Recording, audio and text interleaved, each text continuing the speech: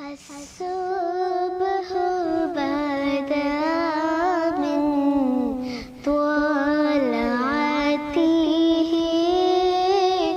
والليل دجى من وفرته الله الله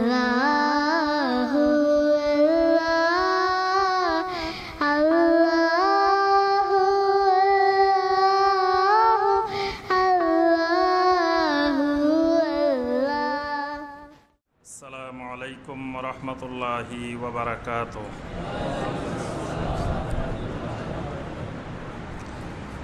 আউযু বিল্লাহি মিনাশ শাইতানির রাজীম।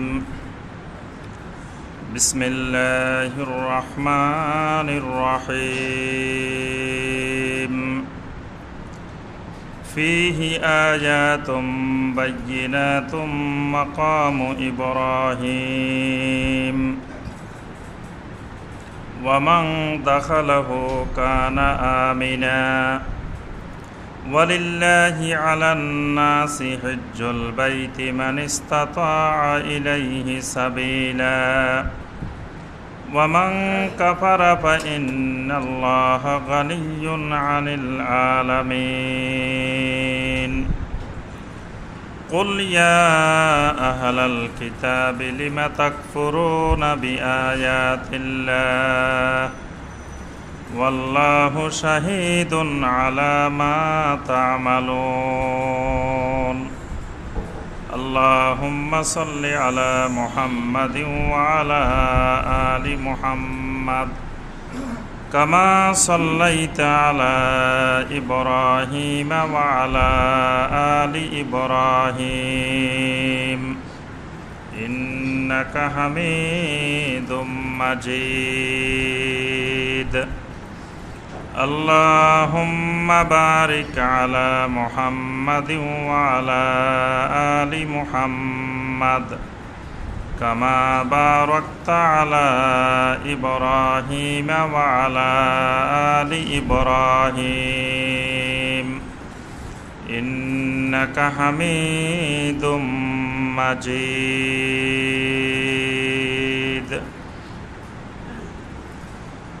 সম্মানিত উলামায়ে কেরাম,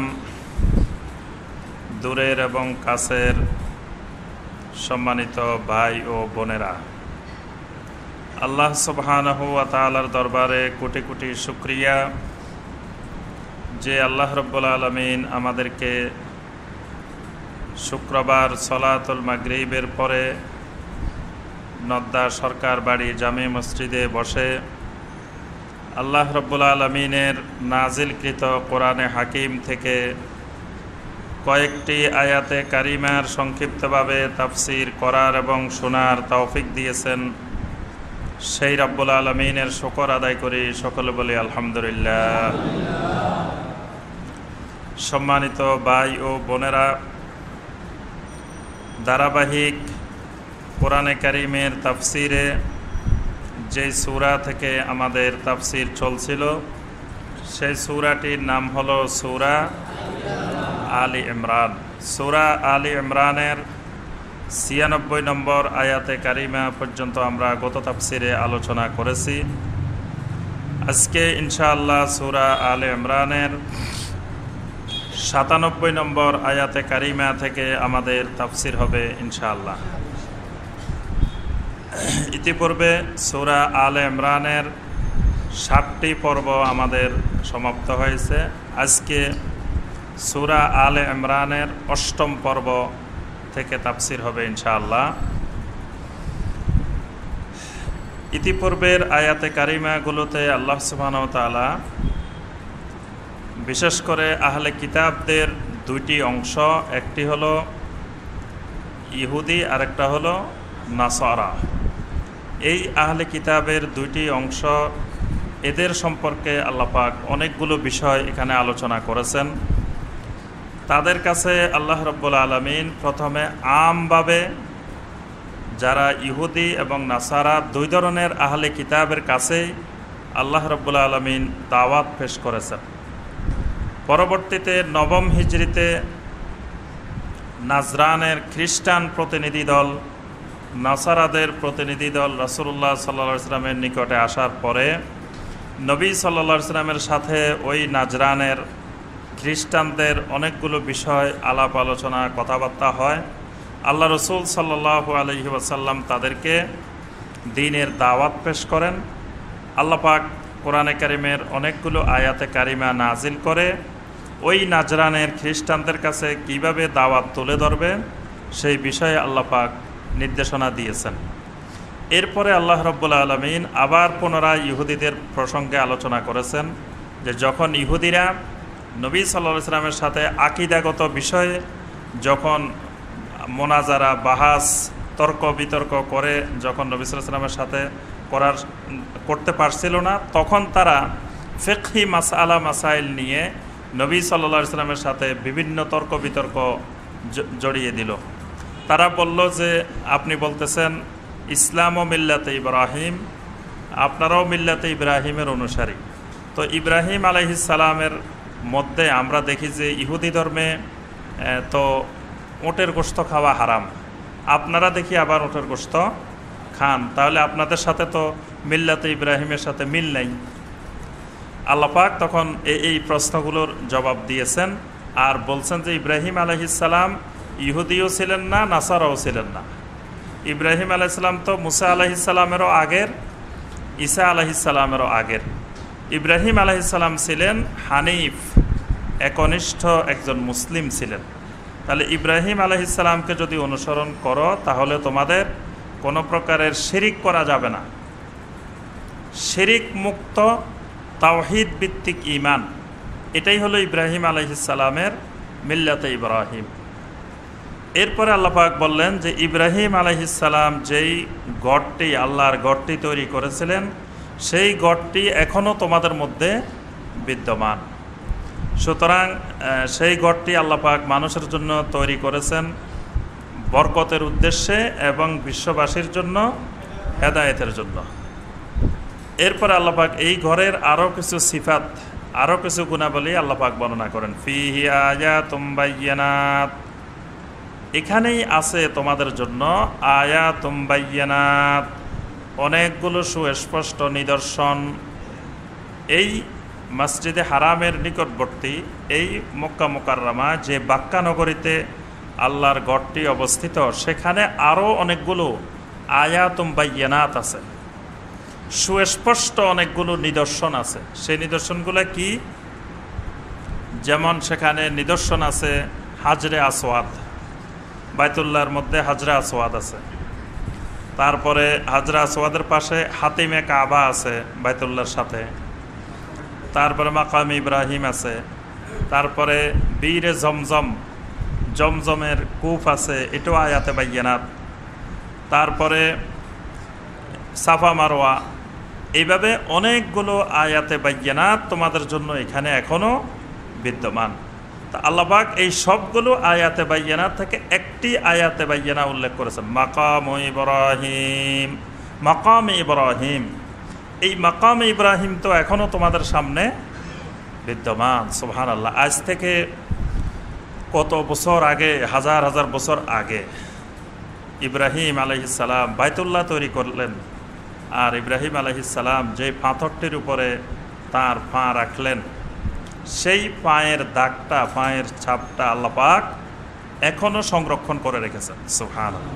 কিয়ামত পর্যন্ত, মানে যেই ইব্রাহিমের মিল্লাত আমরা অনুসরণ করি, সেই ইব্রাহিম আলাইহিস সালামের পায়ের ছাপটা পাথরের মধ্যে আল্লাহ পাক এমন সুন্দর করে সংরক্ষণ করেছেন।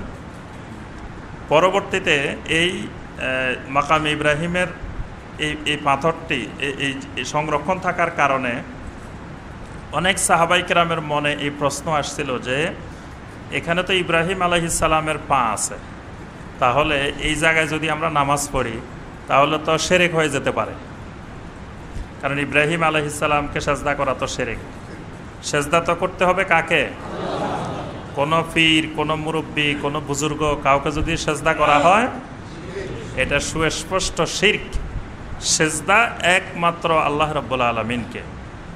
সেজদা একটি গুরুত্বপূর্ণ ইবাদত, আর ইবাদত শুধু আল্লাহরই করতে হয়, আর কারো ইবাদত করা যায় না। অন্যদেরকে সম্মান করতে হয়, মুরব্বীদেরকে, আলেম ওলামাদেরকে, অন্যদেরকে সম্মান করব আমরা, কিন্তু তাদের ইবাদত করা যাবে না। তো ইব্রাহিম আলাইহিস সালাম আল্লাহর নবী, আমরা তার আনুগত্য করব, তার এতাআত করব, তাকে মেনে চলব, কিন্তু তাকে সেজদা করব না, তাকে ইবাদত করব না।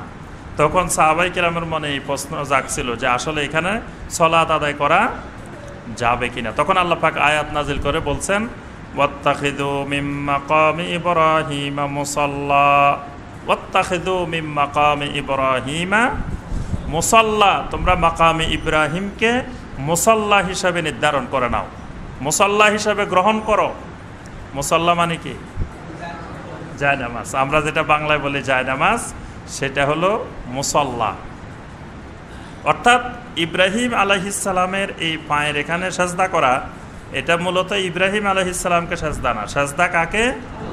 আল্লাহ রাব্বুল আলামিনকে। এবং দেখেন, তাওয়াফের পরে যে 2 রাকাত সলাত, সলাতুত তাওয়াফ, এই তাওয়াফের সলাতটা সবচেয়ে উত্তম হলো যেই পাশে মাকামে ইব্রাহিম, এই পাশে আদায় করাটা উত্তম। তবে কোনো কারণে, ভিড়ের কারণে, ঝামেলার কারণে যদি ওইদিকে আদায় করা না যায়, তাহলে মসজিদে হারামের যে কোনো এলাকা, যে কোনো অঞ্চলে ওই 2 রাকাত সালাত আদায় করা যাবে।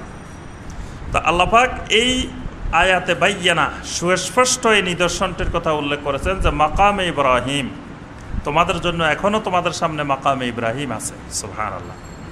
ওয়ামান দাখালাহু কানা আমিনা, আরেকটি বড় আয়াতে বাইয়ানাত হলো, যে ব্যক্তি এই মসজিদে হারামের এলাকায়, বাইতুল্লাহর এলাকার মধ্যে যে ব্যক্তি প্রবেশ করবে, সে ব্যক্তি নিরাপত্তা লাভ করবে। এটা নিরাপত্তার নগরী, এটা বালাদে আমিন। আল্লাহ পাক সূরা 3-এ কসম করছেন, ওয়াত-তিন ওয়াজ-যাইতুন ওয়া তুরি সিনিন ওয়া হাদাল বালাদিল আমিন। এটা বালাদে আমিন। আমিন মানে নিরাপদ, একেবারে বিশ্বস্ত। আমনা, এটা এমন একটা শহর যে শহরটা নিরাপত্তার শহর, বালাদে আমিন। আল্লাহ পাক এই বালাদে আমিনের কসম করেছেন। তো এখানে আল্লাহ পাক ঠিক ওই কথাটা বলছেন, ওয়ামান দাখালাহু কানা আমিনা, যে ব্যক্তি এই মসজিদে হারামে, এই বাইতুল্লাহ, এই ঘরে প্রবেশ করে, কানা আমিনা, সে ব্যক্তি নিরাপদ হয়ে যায়। সুবহানাল্লাহ। যত বড় অপরাধী হোক, যত বড় শত্রু হোক, কিন্তু যখন বাইতুল্লাহ এসে যাবে, মসজিদে হারামে এসে যাবে, তখন তাকে আর হত্যা করা যাবে না। এটা নিরাপদ নগরী। এটাও আল্লাহ পাকের একটি আয়াতে বাইয়ানাত। এবং এই আয়াতে বাইয়ানাতটি শুধু মুসলিমেরা মেনে চলেন এমন না, এইটি নবী সাল্লাল্লাহু আলাইহি ওয়াসাল্লামের আগে মুশরিকেরাও এটা মেনে চলত। মুশরিকেরাও যদি বাইতুল্লাহ কেউ কোনো শত্রু আশ্রয় নিত, তো তারা বাইতুল্লাহর মধ্যে হত্যা করতো না। বাইতুল্লাহকে তারাও নিরাপদ নগরী, বালাদে আমিন হিসাবে মেনে নিত মুশরিকেরা। ওয়ালিল্লাহি আলান নাসি হজ্জুল বাইতি মান ইসতাতাআ ইলাইহি সাবিলা। এই আয়াতটা হলো হজ ফরজ হওয়ার দলিল। আল্লাহ পাক বলেন, ওয়ালিল্লাহি আলান নাস, মানুষের উপরে আল্লাহর পক্ষ থেকে নির্ধারিত ফরজ, মানুষের উপরে আল্লাহ পাক নির্ধারণ করে দিয়েছেন, ফরজ করে দিয়েছেন, হজ করবে কার জন্য? লিল্লাহ, আল্লাহর জন্য। হজটা হবে লিল্লাহ, আল্লাহর উদ্দেশ্যে। তা আল্লাহর উদ্দেশ্যে যদি হয়, তাহলে মানুষকে দেখানো, মানুষকে বলা, মানুষকে প্রসার করা, এটা উদ্দেশ্য নয়। আমাদের কোনো কোনো বাইকে দেখি এহরামের কাপড় পরে পরে ছবি তুলে তুলে ফেসবুকে দেন, আমি হজে যাইতেছি, আমি মিনায় আছি, আমি মসজিদে হারামে আছি, আমি মদিনায় আছি। একদিকে ছবি তোলা বিনা প্রয়োজনে হারাম, শুধুমাত্র বিশেষ জরুরি প্রয়োজনে। এই বিষয়টা ভালো করে জেনে রাখতে হবে। শুধুমাত্র দ্বীনের প্রসারের উদ্দেশ্যে, দ্বীনের প্রসারের উদ্দেশ্যে এবং জরুরি প্রয়োজনে আপনার ডিজিটাল ছবি জায়েজ। এর বাহিরে অন্য কোনো অবস্থায় ছবি জায়েজ নাই। আর যে ছবি হাতে অঙ্কন করা হয়, যেগুলো সূরা, যেগুলা হাতে অঙ্কন করে বা অন্যভাবে তৈরি করে, এগুলো সর্ব অবস্থায় হারাম। শুধু ডিজিটাল ছবির ব্যাপারে ফুকাহায়ে কেরাম বিশেষ ক্ষেত্রে অনুমোদন দিয়েছেন। এই ব্যাপারে আরব বিশ্বে অনেকগুলো কনফারেন্স হয়েছে ছবির ব্যাপারে, ডিজিটাল ছবি কতটুকু অনুমোদিত শরীয়তে। আমাদের এই উপমহাদেশের গুরুত্বপূর্ণ দুইটি ফতোয়া আছে এই ডিজিটাল ছবির ব্যাপারে। একটি ফতোয়া হলো 2005 সালে ভারতের বেঙ্গালুরে একটি ফিকহি কনফারেন্স হয়েছে, 8ম ফিকহি কনফারেন্স। এখানে এই ভারতীয় উপমহাদেশের 150 জন বিজ্ঞ মুফতি উপস্থিত ছিলেন। 3 দিন ব্যাপী এই কনফারেন্স হয়েছে ভারতের বেঙ্গালুরে। মুফতি কাফায়েতুল্লাহ হল, একটা বিশাল হল আছে, ওই হলে এই কনফারেন্সটি হয়েছে 3 দিন ব্যাপী, 28, 29, 30 এপ্রিল 2005। এটা ছিল 8ম ফিকহি কনফারেন্স। এই কনফারেন্সের বিষয়বস্তু ছিল দ্বীনের উদ্দেশ্যে ইন্টারনেট, টেলিভিশন এগুলো ব্যবহার কতটুকু জায়েজ, এই সম্পর্কে এই ফিকহি কনফারেন্সের আলোচনা ছিল। সেই কনফারেন্সে যে সিদ্ধান্তগুলো গৃহীত হয়েছে সেই সিদ্ধান্ত হলো শুধুমাত্র দ্বীনের প্রচার প্রসারের উদ্দেশ্যে, শুধুমাত্র বিশেষ প্রয়োজনে দ্বীনের প্রচার প্রসারের উদ্দেশ্যে ইন্টারনেট, টেলিভিশন এসব জায়গায় ডিজিটাল ছবি বৈধ।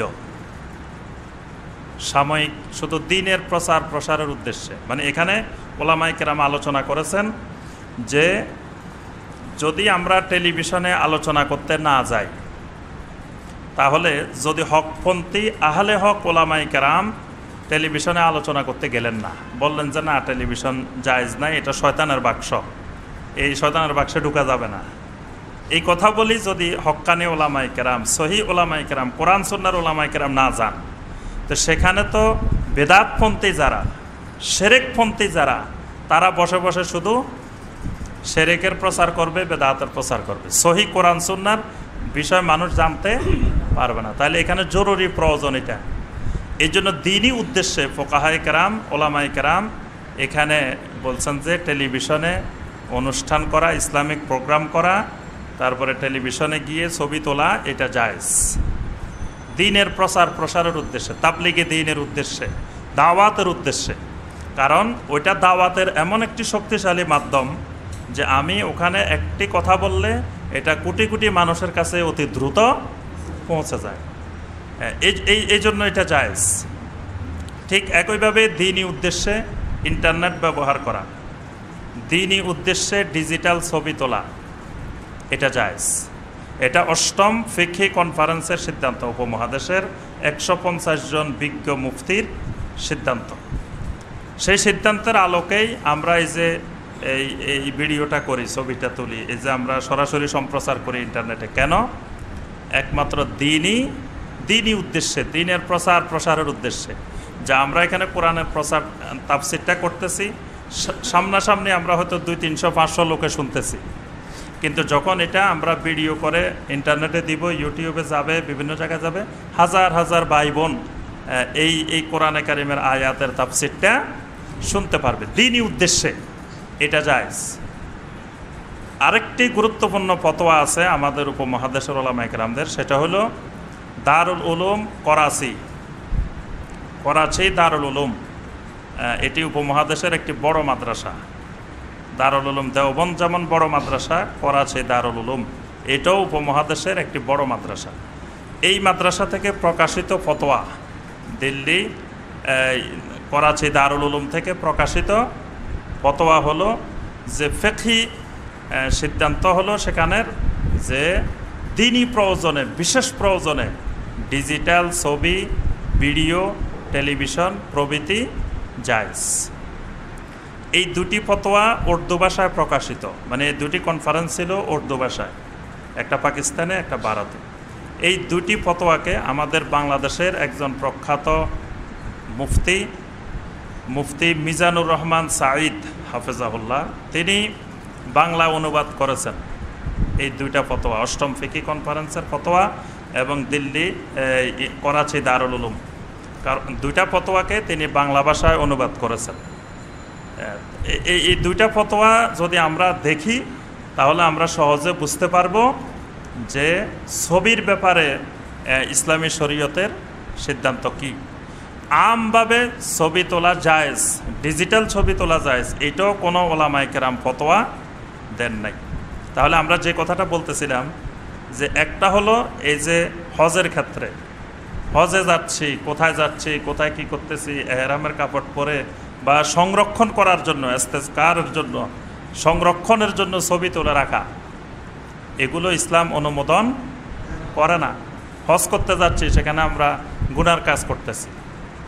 হজ করতে যাওয়ার জন্য ছবি শুধু আপনার পাসপোর্টে দরকার, অথবা ভিসার জন্য পাসপোর্ট একটা দরকার।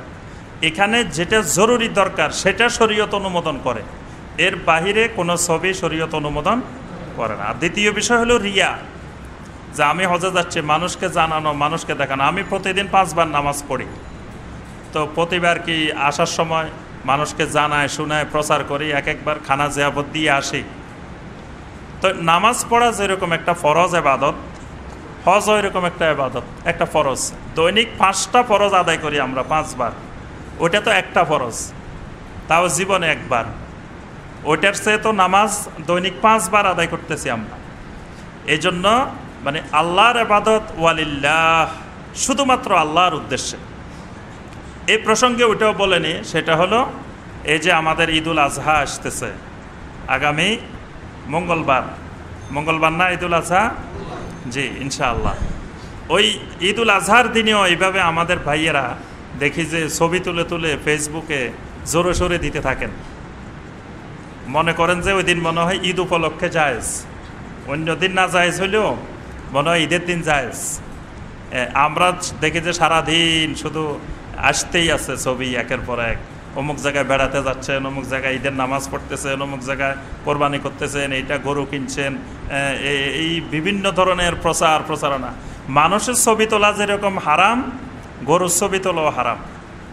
গরু একটা প্রাণী, কোনো প্রাণী, গরু, ছাগল, বিড়াল, কুকুর, কোনো প্রাণীর ছবি ইসলাম অনুমোদন করে না। আজ পর্যন্ত কোনো ফকি এটাকে জায়েজ এই ফতোয়া দেন নাই। সুতরাং এবং নবী সাল্লাল্লাহু আলাইহি ওয়াসাল্লাম কঠোর হুঁশিয়ারি ব্যক্ত করেছেন। জামে আত-তিরমিজির হাদিস, আল্লাহ রাসূল সাল্লাল্লাহু আলাইহি ওয়াসাল্লাম বলছেন, ইন্না আশাদ্দান নাসে আযাবান ইয়াউমাল কিয়ামাতে আল মুসাফফিরুন। কিয়ামতের ময়দানে সবচেয়ে কঠিন আযাব, কঠিন শাস্তি হবে যারা ছবি তোলে, যারা চিত্র গ্রহণ করে। তাহলে ছবি তোলার ব্যাপারে রাসূলুল্লাহ সাল্লাল্লাহু আলাইহি ওয়াসাল্লাম কঠিন শাস্তির কথা বলছেন। কিন্তু আমরা দেখছি যে এইসব ক্ষেত্রে আমরা সীমা লঙ্ঘন করে ফেলতেছি, যেটা শরীয়ত অনুমোদন করে না। হারাম কাজ করতেছি, কিন্তু এটা যে হারাম এই উপলব্ধিও হারাই ফেলছে। হারাম কাজ যদি হারাম উপলব্ধি করে করা হয় তাহলে একসময় তওবার সুযোগ আসে, কিন্তু হারাম কাজকে যদি হালাল মনে করে করা হয় তাহলে তার তওবাও হবে না। কারণ উনি তো মনে করছে যে হালাল, আমি তো হারাম কোনো কাজ করছি, এটা তার মনে আসে নাই। এই জন্য এই বিষয়ে খেয়াল রাখতে হবে যে ঈদের দিনে এইভাবে ঢালাওভাবে জোরে সোরে ছবি তুলে প্রচারণা চালানো যাবে না। আল্লাহ পাক বলতেছেন, ওয়ালিল্লাহি আলান নাস, মানুষেরা হজ করবে একমাত্র আল্লাহর উদ্দেশ্যে। হিজ্জুল বাইত, হজে যাওয়ার উদ্দেশ্য হবে কিসের উদ্দেশ্যে? হিজ্জুল বাইত, ওই গড়টির উদ্দেশ্যে। গড় কোনটা? আল্লাহর গড়, বাইতুল্লাহর উদ্দেশ্যে যাবে। মান ইসতাতা ইলাইহি সাবিলা, সবাই যাওয়া লাগবে না। আল্লাহ পাক সবাইকে সেখানে যেতে বলেন নাই। কাদেরকে যেতে হবে?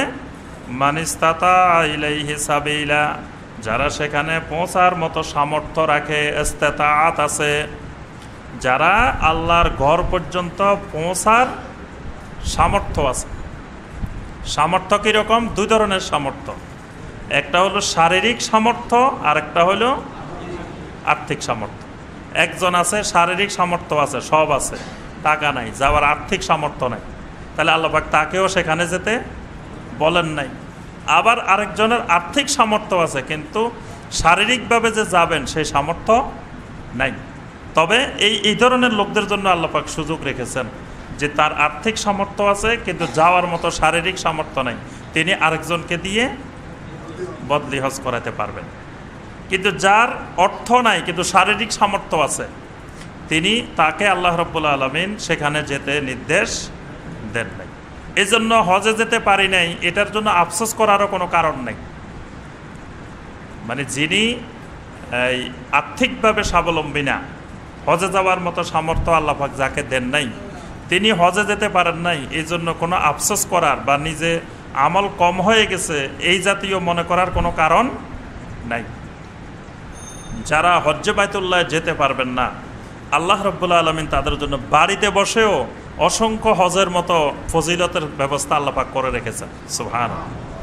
আপনি যদি দৈনিক মা বাবার দিকে একবার তাকান রহমতের নজরে, যদি নাজরুর রহমা নাজরুম বাররান নাজরাম বাররান, মানে আপনি যদি ভালো দৃষ্টিতে মা বাবার খেদমতের উদ্দেশ্যে, এমনি মা বাবার চেহারার দিকে তাকায় রইলেন কিন্তু মা বাবার পেটে কি আছে সে খবর নিলেন না, এমনি তাকায় তাকায় দেখেন চেহারার দিকে, তাহলে কি হজের সওয়াব হবে? অথবা মা বাবা অসুস্থ, চিকিৎসার কোনো খবর নেন না, এমনি সকাল বিকাল চেহারার দিকে তাকায় তাকায় দেখেন।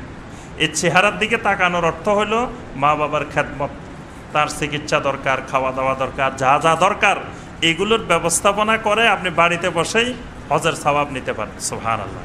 এক সাহাবী জিজ্ঞাসা করছিলেন, ইয়া রাসূলুল্লাহ সাল্লাল্লাহু আলাইহি ওয়াসাল্লাম, যদি দৈনিক 100 বার আমি মা বাবার দিকে রহমতের দৃষ্টিতে তাকাই তাহলে কি আল্লাহ পাক আমাকে 100টা হজের সওয়াব দিবে? নবী সাল্লাল্লাহু আলাইহি ওয়াসাল্লাম বলেন, হ্যাঁ, তুমি দৈনিক 100 বার তাকালে আল্লাহ পাক 100টা হজের সওয়াব দিবেন। সুবহানাল্লাহ। তারপরে আপনি সকালবেলায় ফজরের পরে সূর্যোদয় পর্যন্ত মসজিদে অবস্থান করে জিকির আজকার করেন, সকালবেলায় সূর্য উদয়ের পরে 2 রাকাত সালাত আদায় করেন, তাহলে আল্লাহ পাক আপনাকে 1 হজ এবং 1 উমরা সওয়াব দিবেন। সুবহানাল্লাহ। তো বাড়িতে বসে বসেই তো কত হজের ব্যবস্থাপনা। সুবহানাল্লাহ। তারপরে এই যে দেখেন এখন হজ চলতেছে, আল্লাহর বান্দারা আজকে রাত্রে থেকে হজের কার্যক্রম শুরু করবেন ইনশাআল্লাহ। আমরা যারা বাংলাদেশে এখানে বসে আছি, আল্লাহ পাক আমাদের জন্য দেখেন কত ফজিলতের ব্যবস্থা রেখেছেন। আরাফাত দিনে রোজা রাখবেন, ইউকাফিরুস সানা আল মাদিয়া ওয়াল বাকিয়া, আল্লাহ পাক অতীতের 1 বছর ভবিষ্যতের 1 বছর 2 বছরের গুনাহ আল্লাহ মাফ করে দিবেন। সুবহানাল্লাহ। হাজিরা কিন্তু রোজা রাখতে পারবে না, হাজিদের এই ফজিলত নাই, তারা ওখানে থাকেই রোজা রাখতে পারবে না, তারা রোজাবিহীন থাকবেন। কিন্তু আমরা এখানে থাকেই রোজা রাখবো, রোজা রাখলে আমরা অতীতের 1 বছর ভবিষ্যতের 1 বছর 2 বছরের গুনাহ আল্লাহ পাক মাফ করে দিবেন। সুবহানাল্লাহ। তারপরে ইয়াউমুন নাহারের দিনে হাজিদের কিন্তু কোরবানি নেই, হাজিদের আছে কি হাদি, আমাদের হইল কোরবানি উদহিয়া, আমাদেরটাকে বলা হয় উদহিয়া কোরবানি, আর হাজিদেরটা হইল হাদি। তো হাজিরা কোরবানির ফজিলত পাবে না, তারা হাদির ফজিলত পাবে, কিন্তু আমরা পাবো কোরবানির ফজিলত। কোরবানির অসংখ্য ফজিলত আছে। ইয়াউমুন নাহারকে বলা হয়েছে ইয়াউমুল হাজ্জিল আকবার, এবং কোরবানির দিনের বড় ফজিলত হলো যে সলাত এবং নাহার দুইটা একসাথে।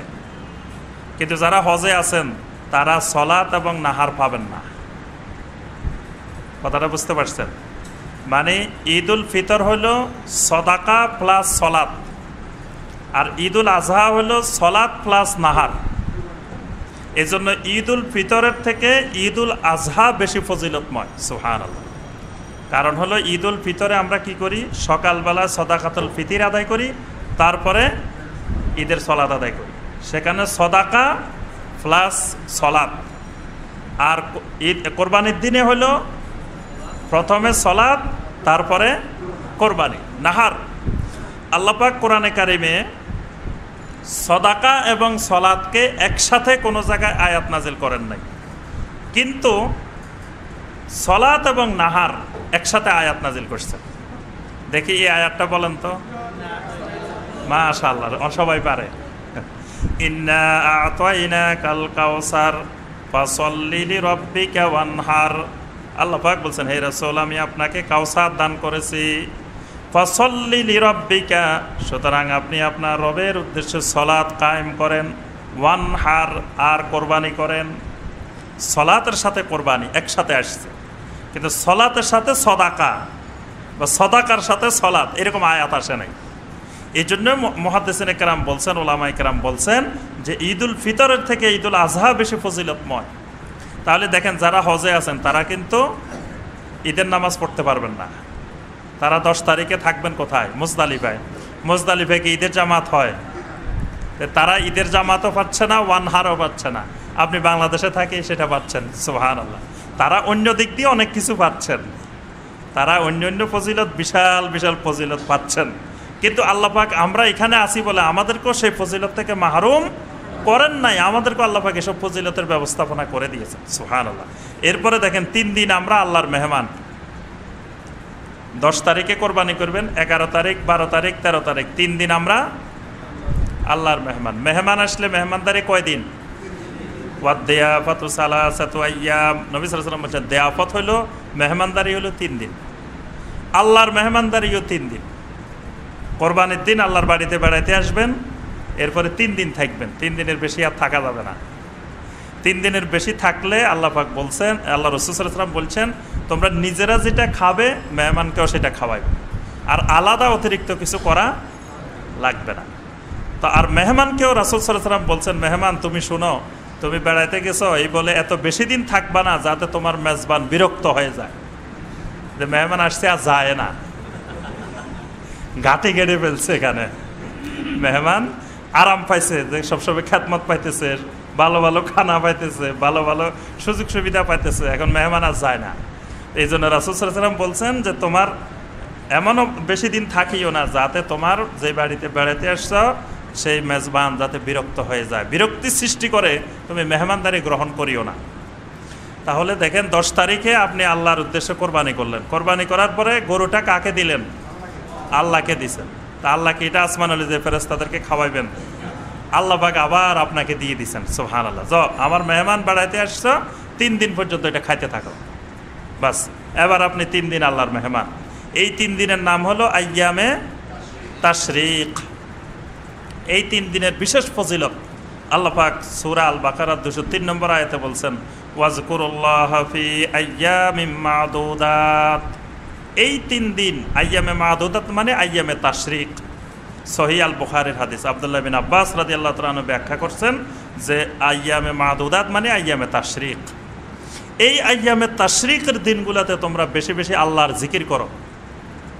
খালি আল্লাহর মেহমানদারি খাইবা আর আল্লাহর জিকির করবা না, খাইবা আর ঘুমাইবা, বা খাইবা আর ওই আল্লাহর নাফরমানি করবা। আমরা করি কি 3 দিন আল্লাহর মেহমান না, এই 3 দিন আল্লাহর মেহমানদারি খাই আর বেশি বেশি আল্লাহর নাফরমানি করি, গান বাজনা জোরে সোরে চালাইতে থাকে 3 দিন।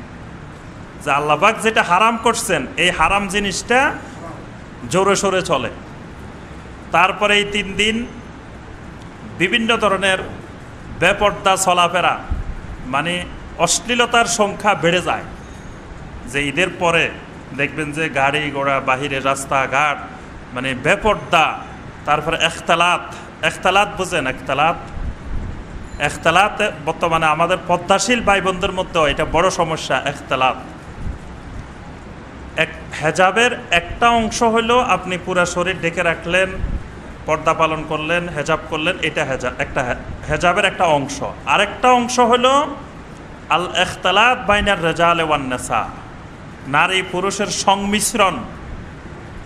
আপনি পর্দার সাথেও সংমিশ্রণ ইসলামে হারাম। সংমিশ্রণ, বোরকা পরছেন, সব হেজাব পালন করছেন, কিন্তু পুরুষদের সাথে বসে বসে আড্ডা দিতেছেন। এরকম মহিলা দেখবেন সমাজে অনেক বোন আছে, এমনি পর্দা করা কিন্তু পুরুষের সাথে গল্প গুজব মাথায় তুলছেন, আড্ডা দিতেছেন বসে বসে। উনি মনে করতেছেন আমি তো পর্দাশীল। এটা পর্দার লঙ্ঘন, এটা হারাম, এটা কবিরা গুনাহ। পর্দার সাথে আপনি চাকরি করতেছেন কিন্তু পুরুষের সাথে বসে চাকরি করতেছেন, এটা হারাম। পর্দার সাথেও হারাম। পুরুষের সাথে একসাথে বসে লেখাপড়া করতেছেন, এমনি আপনি পর্দার সাথে, এটাও হারাম। এটাকে বলা হয় ইখতিলাত। কোরআন হাদিসের ভাষায় বলা হয় ইখতিলাত। মানে আপনি পর্দা, মানে আপনি যে অংশ ঢাকা দরকার এটা না ঢাকা যেমন হারাম, ঢেকে রাখছেন কিন্তু পুরুষের মাজলিসে বসে বসে আপনি গল্প গুজব করতেছেন, কথা বলতেছেন, এটাও হারাম। তো ঈদের সময় কিছু ভাই বোনেরা আছেন পর্দার কোনো কিছুই নাই, বেপর্দাভাবে অশ্লীলভাবে ঘোরাফেরা করতেছেন, এটা এক ধরনের হারাম। আরেক ধরনের হারাম হলো যে পর্দা আছে, বোরকা পরছেন কিন্তু এমনি খালতো ভাই, মামাতো ভাই, চাচাতো ভাই, জ্যাঠাতো ভাই, ফুফাতো ভাই, দুনিয়ার যত ভাই আছে সব ভাইয়ের সাথে বেড়াইতেছেন, গল্পগুজব করতেছেন, সবার সাথে ঈদের শুভেচ্ছা বিনিময় করতেছেন, এটাও হারাম। এজন্য আমরা যে বিষয়টি বলতেছিলাম যে ইখতিলাত, এই ইখতিলাতও হারাম। এই বিষয়গুলো আমাদের খেয়াল রাখতে হবে। তো আমরা যেটা বলতেছিলাম, এই 3 দিন আল্লাহর মেহমান, এই 3 দিন আল্লাহর দেওয়া মেহমানদারি গ্রহণ করবেন। এর বিনিময়ে আল্লাহ পাক বলছেন ওয়াজকুরুল্লাহ ফি আইয়ামিম মা'দুদাত, বেশি বেশি করে আল্লাহর জিকির করো। এই 3 দিন আল্লাহ পাক জিকির রেখেছেন। শরীরের শক্তির জন্য আল্লাহ গরুর গোশত, ছাগলের গোশত, উটের গোশত খাবার বাড়াই দিয়েছেন। তার সাথে সাথে রুহের শক্তি বাড়ানোর জন্য আল্লাহর জিকির বাড়াই দিতে হবে। ওই দিন একজন আমাকে এই ডায়াবেটিসের রুগী, প্রেশারের রুগী বলতেছেন যে হুজুর, আমি যেদিন গরু গোশত খাই সেদিন আমার হাঁটাটা বাড়াই দিই, মানে অন্য দিন যদি আধা ঘন্টা হাঁটি তো সেই দিন 1 ঘন্টা হাঁটি, কারণ আজকে গরুর গোশত খাইছি, এই জন্য আমার হাঁটা বেড়ে যায়। কারণ হলো যে এটা শরীরে যে ক্ষতিটা করবে, যে একটু হাঁটলে সেই ক্ষতিটা কমে যাবে। তা আপনি ঈদের পরে যে 3 দিন, এই 3 দিন পুষ্টিকর খাবার মেহমানদারি নেবেন না আল্লাহর পক্ষ থেকে, তা আপনার খাবার যেমন বেড়ে যাবে আল্লাহর জিকিরও এরকম বেড়ে যেতে হবে। না হয় একদিকে শরীর শক্তিশালী হয়ে যাবে, রুহ দুর্বল হয়ে যাবে। দোনোটা সমহারে আপনাকে মানে শক্তি বাড়াইতে হবে। না হয় দেখা যাবে ফ্যাট বাহির হয়ে যাবে, শরীর বড় হয়েছে কিন্তু রুহটা ছোট হয়ে গেছে, রুহের শক্তি দুর্বল হয়ে গেছে।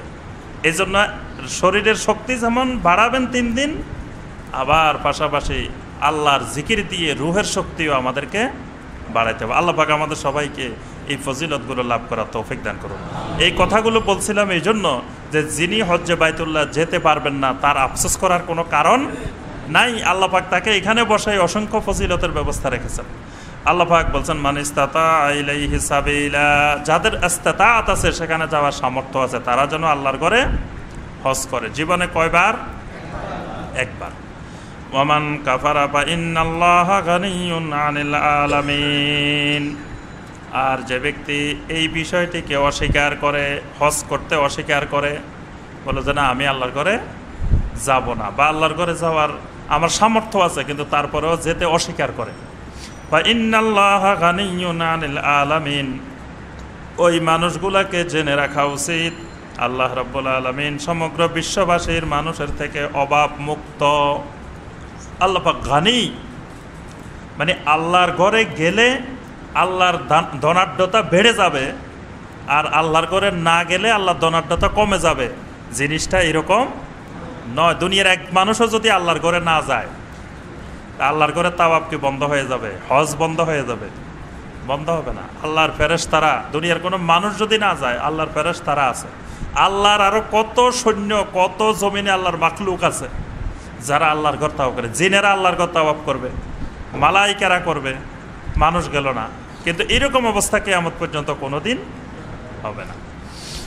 কুল ইয়া আহলাল কিতাবি লিমা তাকফুরুনা বিআয়াতিল্লাহ ওয়াল্লাহু শাহীদুন আলা মা তা'মালুন। আল্লাহ পাক বলেন রাসূল সারাদেরকে ডাকেন, ডেকে বলেন ইয়া আহলাল কিতাব, হে আহলে কিতাবগণ, লিমা তাকফুরুনা বিআয়াতিল্লাহ, তোমরা আল্লাহর আয়াতকে কেন অস্বীকার করো? আল্লাহর আয়াতের প্রতি তোমরা কেন কুফরি করো? ওয়াল্লাহু শাহীদুন আলা মা তা'মালুন, অথচ তোমরা যা কিছু আমল করো, যা কিছু কাজ করো, আল্লাহ পাক সবগুলোর ব্যাপারে সাক্ষী আছেন। আল্লাহ পাক শাহীদ, তোমাদের সকল আমলের ব্যাপারে আল্লাহ পাক দেখেন, আল্লাহ পাক সাক্ষ্য আছেন। কুল ইয়া আহলাল কিতাব লিমা তাসুদ্দুনা আন সাবিলিল্লাহ, রাসূল আপনি তাদেরকে এই কথাটিও জিজ্ঞাসা করেন, হে আহলে কিতাবেরা, লিমা তাসুদ্দুনা আন সাবিলিল্লাহ, তোমরা কেন মানুষদেরকে মান আমানা, যারা ঈমান আনতে চায়, ওই মানুষগুলাকে কেন আল্লাহর রাস্তা থেকে প্রতিবন্ধকতা তৈরি করো, আল্লাহ রাস্তায় কেন বাধা দাও? তাবগুনাহা ইওয়াজা, আর কোন লোক ঈমান আনলে তোমরা কেন তাকে বক্র পথে, বাঁকা রাস্তার দিকে যাওয়ার জন্য তোমরা কামনা করো? যখন কেউ ঈমান আনে তাকে তোমরা বাধা সৃষ্টি করো, আর তোমরা চাও যে সঠিক পথে না গিয়ে সে বাঁকা পথে চলে যাক। ওয়া আনতুম শুহাদা, অথচ তোমরা এই সব ব্যাপারে সাক্ষ্যস্মান। তোমাদের কাছে আল্লাহর কিতাব আছে, তোমাদের কাছে আল্লাহর অসংখ্য নবী এসছে, আল্লাহর কিতাবও আছে, নবীও আছে, সব কিছু তোমরা জানো। ওহি কি জিনিস সেটাও জানো, আল্লাহর কিতাব কি জিনিস সেটাও জানো, সুন্নাহ কি জিনিস সেটাও জানো। এগুলো তো তোমরা আগে থেকেই জানো। ওয়ামাল্লাহু বিগাফিলিন আম্মা তা'মালুন, আর তোমরা যা কিছু করো এই সম্পর্কে আল্লাহ রাব্বুল আলামিন বেখবর নন। ইয়া আইয়ুহাল্লাযীনা আমানু ইন তুতি'উ ফারীকাম মিনাল্লাযীনা উতুল কিতাবা ইয়ারুদ্দুকুম বা'দা ঈমানিকুম কাফিরিন। রাব্বুল আলামিন বলেন, হে ঈমানদারগণ, ইন তুতি'উ ফারীকাম মিনাল্লাযীনা উতুল কিতাব, আহলে কিতাবদের একটি গ্রুপ, একটি অংশ এমন আছে, যদি তাদেরকে তোমরা মেনে নাও, তাদের কথা অনুসরণ করো। মানে আহলে কিতাবের সব মানুষ খারাপ এরকম না। এটা আপনি দুনিয়া সব জায়গায় দেখবেন যে সব মানুষ খারাপ। এক এলাকার মানুষ বলে যে ওই এলাকার মানুষ খুব খারাপ, ওই এলাকার কি সব খারাপ? সব এলাকায় ভালো মানুষও আছে, খারাপ মানুষও আছে। ঠিক আহলে কিতাবের মধ্যেও ভালোও আছে, খারাপ আছে। আল্লাহ পাক বলতেছেন আহলে কিতাবদের মধ্যে এমন একটা অংশ আছে, যেই অংশের কথা যদি তুমি মেনে নাও, আনুগত্য করো, ইয়ারুদ্দুকুম বা'দা ঈমানিকুম কাফিরিন, তোমাদেরকে ঈমান আনার পরে আবার তোমাদেরকে কুফরের দিকে ফিরিয়ে দিবে। মানে তাদের কাজে হলো আহলে কিতাবের এই অংশটার, যে একজন ঈমানদারকে আবার পুনরায় আগের কুফরের দিকে ফিরিয়ে নেওয়া। ওয়া কাইফা তাকফুরুনা ওয়া আনতুম তুতলা আলাইকুম আয়াতুল্লাহ, হে আহলে কিতাবেরা, কেমন করে তোমরা আবার কুফরি করতে পারো? ওয়া আনতুম তুতলা আলাইকুম আয়াতুল্লাহ, অথচ তোমাদের সামনে আল্লাহর কিতাব তেলাওয়াত করা হচ্ছে। সুবহানাল্লাহ। মানে আল্লাহর কিতাব তোমাদের উপরে যেমন তাওরাত এসেছিল, ইনজিল এসেছিল, ঠিক একই রকম এখন কোরআনে কারিমের আয়াত নাজিল হচ্ছে, তেলাওয়াত হচ্ছে তোমাদের উপরে। ওয়া ফীকুম রাসূলু, এবং তোমাদের মধ্যে আল্লাহর একজন রাসূল বিদ্যমান। সুবহানাল্লাহ। ওয়া ফীকুম রাসূলু, তোমাদের মধ্যে একজন আল্লাহ রাসূল বিদ্যমান আছেন। এই আয়াত দিয়ে আবার কেউ কেউ বলে যে আল্লাহ বলছেন ওয়া ফীকুম রাসূলু, তাই আমাদেরকে বলছেন তোমাদের মধ্যে রাসূল আছেন, তাহলে রাসূল এখনো জীবিত আছেন। এটাও আবার কারো কারো দলিল যে আল্লাহ পাক এই কথাটা বলছেন আহলে কিতাবদেরকে, যে আহলে কিতাবদেরকে বলছেন ওয়া কাইফা তাকফুরুন, কেমন করে তোমরা কুফরি করো? তোমাদের সামনে এখন আয়াত তেলাওয়াত করা হচ্ছে, তোমাদের মাঝে একজন রাসূল আছেন। আচ্ছা, এই যে আগের অংশের সাথে পরের অংশ যদি মিলাই, তাহলে তো সহজে বোঝা যায় এটা সব সময়ের জন্য বলা হয় নাই। কারণ আগের অংশে বলা হয়েছে ওয়া আনতুম তুতলা আলাইকুম আয়াতুল্লাহ, তোমাদের উপরে এখন আল্লাহর আয়াত তেলাওয়াত করা হচ্ছে, মানে আল্লাহর আয়াত নাজিল হচ্ছে। তা আয়াত কি এখন আর নাজিল হয়? তো তাহলে যেই সময় আয়াত নাজিল হয়েছে ওই সময় ওয়া ফীকুম রাসূলু, সেই সময় তোমাদের মধ্যে রাসূল আছেন। এখন আমাদের মধ্যে রাসূল আছেন, এই কথা আল্লাহ পাক বলেন নাই। ওয়া মান ইয়াতাসিম বিল্লাহি ফাকাদ হুদিয়া ইলা সিরাতিম মুস্তাকিম। ওয়া মান ইয়াতাসিম বিল্লাহ, যে ব্যক্তি আল্লাহ রাব্বুল আলামিনকে শক্ত করে, দৃঢ় করে ধারণ করবে, ধরে রাখবে, আল্লাহকে ধরবে। আল্লাহকে কেমনে ধরবে? আল্লাহর দ্বীনকে ধরবে, আল্লাহর কিতাবকে ধরবে। ফাকাদ হুদিয়া ইলা সিরাতিম মুস্তাকিম, তাকে সিরাতে মুস্তাকিমের হেদায়েত দান করা হবে। সুবহানাল্লাহ। তাহলে সিরাতে মুস্তাকিমের হেদায়েত পেতে হলে আল্লাহর কিতাব ধরতে হবে, আল্লাহর দ্বীনকে শক্ত করে ধরতে হবে। ইয়া আইয়ুহাল্লাযীনা আমানুত্তাকুল্লাহা হাক্কা তুকাতিহি ওয়া লা তামুতুন্না ইল্লা ওয়া আনতুম মুসলিমুন। এই সূরা আলে ইমরানের 102 নম্বর আয়াত। এই আয়াতে কারিমাটা আল্লাহর সকল আসমানি কিতাবের মধ্যে ছিল। সুবহানাল্লাহ। যত আসমানি কিতাব আল্লাহ পাক এই পৃথিবীতে নাজিল করছেন, সব আসমানি কিতাবে এই আয়াত ছিল। ইয়া আইয়ুহাল্লাযীনা আমানুত্তাকুল্লাহা হাক্কা তুকাতিহি ওয়া লা তামুতুন্না ইল্লা ওয়া আনতুম মুসলিমুন। নবী সাল্লাল্লাহু আলাইহি ওয়াসাল্লাম জীবনে যত খুতবা দিতেন, কোনো আলোচনা করতেন, কোনো কথা বলতেন, কোনো খুতবা দিতেন, যে কোনো খুতবার ক্ষেত্রে নবী সাল্লাল্লাহু আলাইহি ওয়াসাল্লাম দাঁড়িয়েই প্রথমে কি বলতেন? এই আয়াতটা তেলাওয়াত করতেন। ইন্নাল হামদালিল্লাহ নাহমাদুহু ওয়া নাস্তাঈনুহু ওয়া নাস্তাগফিরুহু ওয়া নাউযু বিল্লাহি মিন শুরুরি আনফুসিনা ওয়া মিন সাইয়্যাতি আমালিনা মান ইয়াহদিহিল্লাহু ফালা মুদিল্লা লাহু ওয়া মান ইউদ্লিল ফালা হাদিয়া লাহু ওয়া আশহাদু আল্লা ইলাহা ইল্লাল্লাহু ওয়াহদাহু লা শারীকা লাহু ওয়া আশহাদু আন্না মুহাম্মাদান আবদুহু ওয়া রাসূলুহু। এই কথাগুলো বলেই নবী সাল্লাল্লাহু আলাইহি ওয়াসাল্লাম এই আয়াতটা তেলাওয়াত করেন, ইয়া আইয়ুহাল্লাযীনা আমানুত্তাকুল্লাহা হাক্কা তুকাতিহি ওয়া লা তামুতুন্না ইল্লা ওয়া আনতুম মুসলিমুন। এটা নবী সাল্লাল্লাহু আলাইহি ওয়াসাল্লামের জীবনে যত খুতবা দিয়েছেন, খুতবাতুল হাজা মানে যে কোনো হাজতের ক্ষেত্রে, প্রয়োজনের ক্ষেত্রে নবী সাল্লাল্লাহু আলাইহি ওয়াসাল্লাম এখন সাহাবীদের উদ্দেশ্যে কোনো কথা বলবেন, তখন প্রথমে নবী সাল্লাল্লাহু আলাইহি ওয়াসাল্লাম তাকওয়ার ব্যাপারে 4টি আয়াত তেলাওয়াত করতেন। এটা তেলাওয়াত করতেন। তারপর সূরা আন-নিসার 1 নম্বর আয়াত, ইয়া আইয়ুহান নাসুত্তাকু রাব্বাকুমুল্লাযী খালাকাকুম মিন নাফসিন ওয়াহিদা। আরেকটা তেলাওয়াত করতেন, ইয়া আইয়ুহাল্লাযীনা আমানুত্তাকুল্লাহা ওয়া কুলু কাওলান সাদীদা। এই আয়াতগুলো তেলাওয়াত করেই নবী সাল্লাল্লাহু আলাইহি ওয়াসাল্লাম যে কোনো খুতবা শুরু করতেন। এই আয়াতটি এত গুরুত্বপূর্ণ যেটা সকল আসমানি কিতাবে আল্লাহ পাক নাজিল করেছিলেন।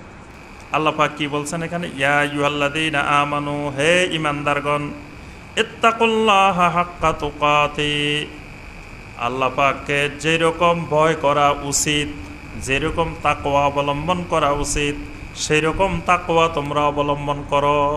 ইত্তাকুল্লাহ, আল্লাহকে ভয় করো। কিভাবে? হাক্কা তুকাতিহি, যেরকম ভয় করাটা উচিত। কিন্তু মানুষ এমন একটা মাখলুক, আল্লাহ সুবহানাহু ওয়া তাআলাকে যেরকম ভয় করা উচিত এরকম ভয় করা মানুষের পক্ষে সম্ভব নয়। এই জন্য আল্লাহ পাক অন্য আয়াতে বলছেন, ফাত্তাকুল্লাহা মাস্তাতাতুম, ফাত্তাকুল্লাহা মাস্তাতাতুম, অর্থাৎ তোমাদের পক্ষে যতটুকু সম্ভব ততটুকু আল্লাহকে ভয় করো। ফাত্তাকুল্লাহা মাস্তাতাতুম মানে তোমরা হাক্কা তুকাতি, তাকওয়ার হক আদায় করে যথাযথ তাকওয়া, এটা মানুষের পক্ষে সম্ভব না। এই জন্য আল্লাহ পাক বলছেন যে তোমাদের পক্ষে যতটুকু সম্ভব, ইস্তাতাআত যতটুকু আছে ততটুকু নিয়ে তোমরা আল্লাহকে ভয় করো। সুবহানাল্লাহ। ওয়ালা তামুতুন্না ইল্লা ওয়া আনতুম মুসলিমুন, আর মুসলিম থাকা অবস্থায় তোমরা মারা যাবে, মুসলিম বিহীন তোমরা মারা যাবে না। মানে মারা গেলে মুসলমান থাকা অবস্থায় মরবে, মুসলিম বিহীন অবস্থায় তোমাদের মারা যাওয়া যাবে না।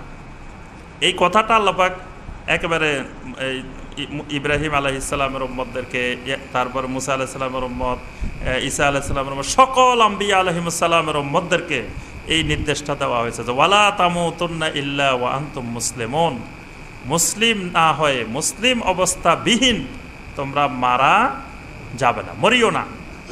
অর্থাৎ যখনই মরবা তখন মুসলিম হয়ে মরবা। তা মরা কি নির্দিষ্ট হয়ে আসবে যে 50 বছর পরে আসবে, 60 বছর পরে আসবে, অমুক দিন অমুক তারিখে মৃত্যু আসবে? এই কথা আল্লাহ কাউকে বলে দিচ্ছেন? তাহলে মৃত্যু যে কোনো সময় আসতে পারে। তার অর্থ হলো সর্ব অবস্থায় মুসলিম হয়ে থাকতে হবে, যে আমি মুসলিম হয়ে রেডি হয়ে আছি, বাস আমার মৃত্যু যখনই আসবে তখন আমার মুসলিম অবস্থায় মৃত্যু হবে। এই কথাটা আল্লাহ পাক এই জন্য বলছেন যে ওয়ালা তামুতুন্না ইল্লা ওয়া আনতুম মুসলিমুন। তাহলে কেউ যদি বলে যে এখন যুবক বয়স, বৃদ্ধ হইলে আমি একেবারে তওবা করে নামাজ শুরু করবো, যে একেবারে আর নামাজ ছাড়বই না, এমনভাবে নামাজ শুরু করবো, তো তুমি ওই বৃদ্ধ হওয়া পর্যন্ত থাকবা, এই গ্যারান্টি তোমাকে কে দিল? এই জন্য মুসলিম হওয়ার জন্য কোনো বয়স, কোনো সময় নির্ধারণ নাই, এখনই হইতে হবে। কারণ আমার আপনার মৃত্যু যে কোনো সময় চলে আসতে পারে।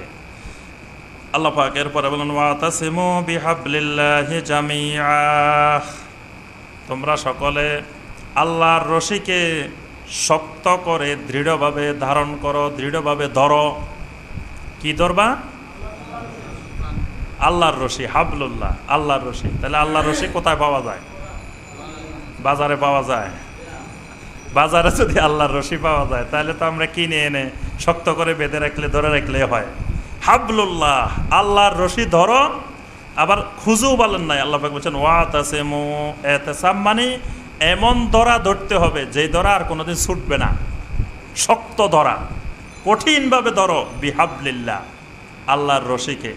জামিআন, জামিআন মানে তোমরা সকলে ধরো, মানে কেউ এই ধরা থেকে বাইরে থাকিও না।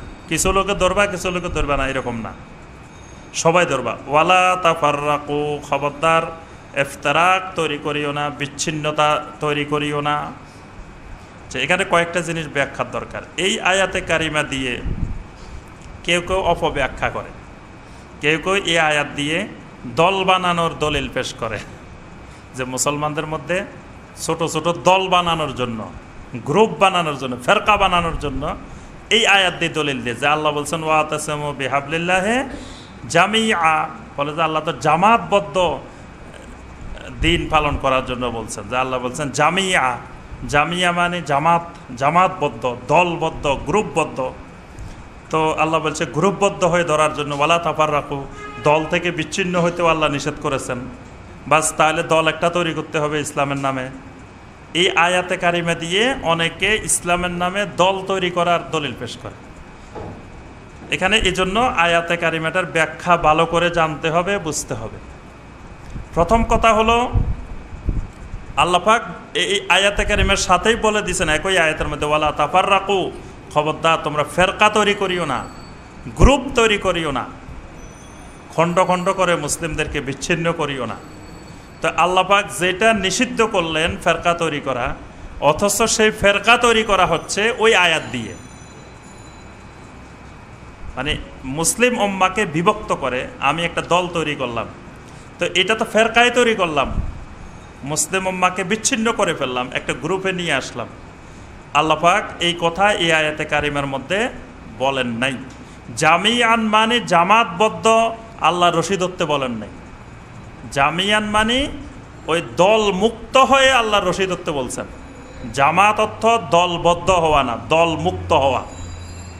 মুসলিম জামাত এটা বিশাল একটা জামাত। মুসলিম, আমি আপনি মুসলিম, এটাই একটা দল।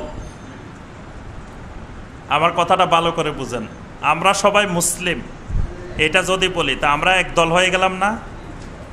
সবাই এখানে যারা আছি, যারা তাফসীর শুনতেছি সারা দুনিয়াতে, সবাই আমরা মুসলিম। তো এই মুসলিম তো একটা দল। এই দলের সদস্য আমেরিকার যিনি মুসলিম আছেন উনিও আমাদের দলের সদস্য, যিনি ব্রিটেনে আছেন, অস্ট্রেলিয়া আছেন, জাপানে আছেন, পৃথিবীর যেখানেই থাকেন, যিনি মুসলিম তিনি আর আমি এক দল। তো এটাই তো এতাসেম বিহাবলিল্লাহ। তারপরে আমরা বলি যে আহলুস সুন্নাহ ওয়াল জামাআহ, আমাদের আকীদাগত ঐক্য, যে সারা পৃথিবীর যে যে দেশেই থাকুক উনি যদি আহলুস সুন্নাহ ওয়াল জামাআহ হয়, উনি আর আমরা তো এক দল। তো দল তো আছেই, এরপরে আবার ক্ষুদ্র ক্ষুদ্র দল তৈরি করার দরকারটা কি বলেন? দল আছে না? আমরা সবাই আকীদা কি? সবার মনে হয় নাই, সবাই বলে না। এটা জানতে হবে যে আকীদা হলো আমাদের আহলুস সুন্নাহ ওয়াল জামাআহ, দুইটা জিনিস, একটা আহলুস সুন্নাহ আর একটা আহলুল জামাআহ।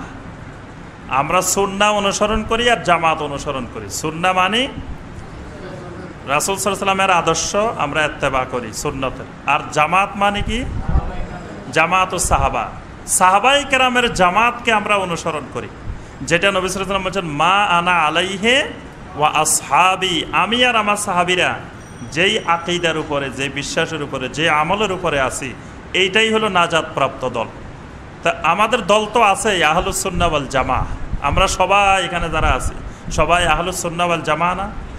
এবং বাংলাদেশে যত মুসলমান আছি তার মধ্যে প্রায় 90% হলো আহলুস সুন্নাহ ওয়াল জামাআহ। তাহলে তো আমরা সবাই এক দল আছি। আবার ক্ষুদ্র ক্ষুদ্র করে দল তৈরি করা এবং এই আয়াত দিয়ে দলিল পেশ করা, এটা আল্লাহর আয়াতের অপব্যাখ্যা। আল্লাহ পাক এখানে দল তৈরি করতে বলেন নাই। আল্লাহ পাক কি বলছেন আমরা তাফসীর ইবনে কাসির থেকে শুনি, ওয়াতাসিমু বিহাবলিল্লাহি জামিআ, এটার ব্যাখ্যা কি? প্রথম কথা হলো আল্লাহর রশিদত্ব বলছেন। আল্লাহর রশিটা কি? হাবলুল্লাহ বলছেন না, ওয়াতাসিমু বিহাবলিল্লাহ, আল্লাহর রশিদত্ব বলছেন। এই রশি কি? রশি হলো কিলা বিহাবলিল্লাহ আই বিআহদিল্লাহ, বিআহদিল্লাহ। আহাদিল্লাহ মানে আল্লাহর সাথে অঙ্গীকার, আল্লাহর সাথে করা চুক্তি, আল্লাহর সাথে ওয়াদা করা। আল্লাহর ওয়াদা, আল্লাহর চুক্তি, আল্লাহর অঙ্গীকার, এটাকে আল্লাহ শক্ত করে ধরতে বলছেন। কামা ক্বালা ফিল আয়াতে বাদাহা, এরপরে আয়াত, আরেকটা আয়াত আসতেছে যেখানে আল্লাহ পাক বলছেন দুরিবাত আলাইহিমুজ জিল্লা আইনামা সুকিফু ইল্লা বিহাবলিম মিনাল্লাহি ওয়া হাবলিম মিনান নাস। আল্লাহ পাক বলছেন ইহুদিরা, আহলে কিতাবেরা যেখানেই গেছে সেখানেই জিল্লতের শিকার হয়েছে, অপমানের শিকার হয়েছে। যদি কোনো জায়গায় আল্লাহ তাদেরকে আশ্রয় দেন অথবা মানুষ আশ্রয় দেন, মানে ইল্লা বিহাবলিম মিন আল্লাহ। বিহাবলিম মিন আল্লাহ অর্থ হলো বিজিম্মাতিম মিন আল্লাহ, বি আহাদিম মিন আল্লাহ, মানে আল্লাহর পক্ষ থেকে কোনো জায়গায় যদি তারা একটু নিরাপত্তা পায় তো সেখানে নিরাপত্তা পাইছে, এর বাহিরে তারা যেখানে গেছে সেখানে তারা লাঞ্ছিত হয়েছে। তাহলে হাবলুল্লাহ অর্থ হলো আহাদুল্লাহ, মানে আল্লাহর জিম্মা, আল্লাহর ওয়াদা, আল্লাহর সাথে করা অঙ্গীকার। আল্লাহর সাথে আমাদের একটা চুক্তি আছে, আছে আপনাদের সাথে? কতদিনের? এই চুক্তির মেয়াদ কয় বছর? যতদিন হায়াত আছে ততদিন। একটা চুক্তি হয়েছে আলমে আরওয়ার মধ্যে, সেই চুক্তির কথা মনে আছে? হ্যাঁ, আলাস্তু বিরাব্বিকুম, আল্লাহ পাক জিজ্ঞাসা করেছেন আলাস্তু বিরাব্বিকুম, আমি কি তোমাদের রব নই? আমরা বলছি কি বালা। বালা মানে আরে কি বলে, অবশ্যই, মানে একটা হলো নাম আর একটা হলো বালা। আরবি ভাষায় দুইটা আছে, ইয়েস, ইয়েসের আরবি দুইটা, একটা হলো নাম আর একটা হলো বালা। বালা, বালা মানে বিন্দুমাত্র সন্দেহ নাই, অবশ্যই আপনি আমাদের রব, এরকম দৃঢ় সাক্ষ্য দেওয়া। তাহলে সেই অঙ্গীকার তো আছে।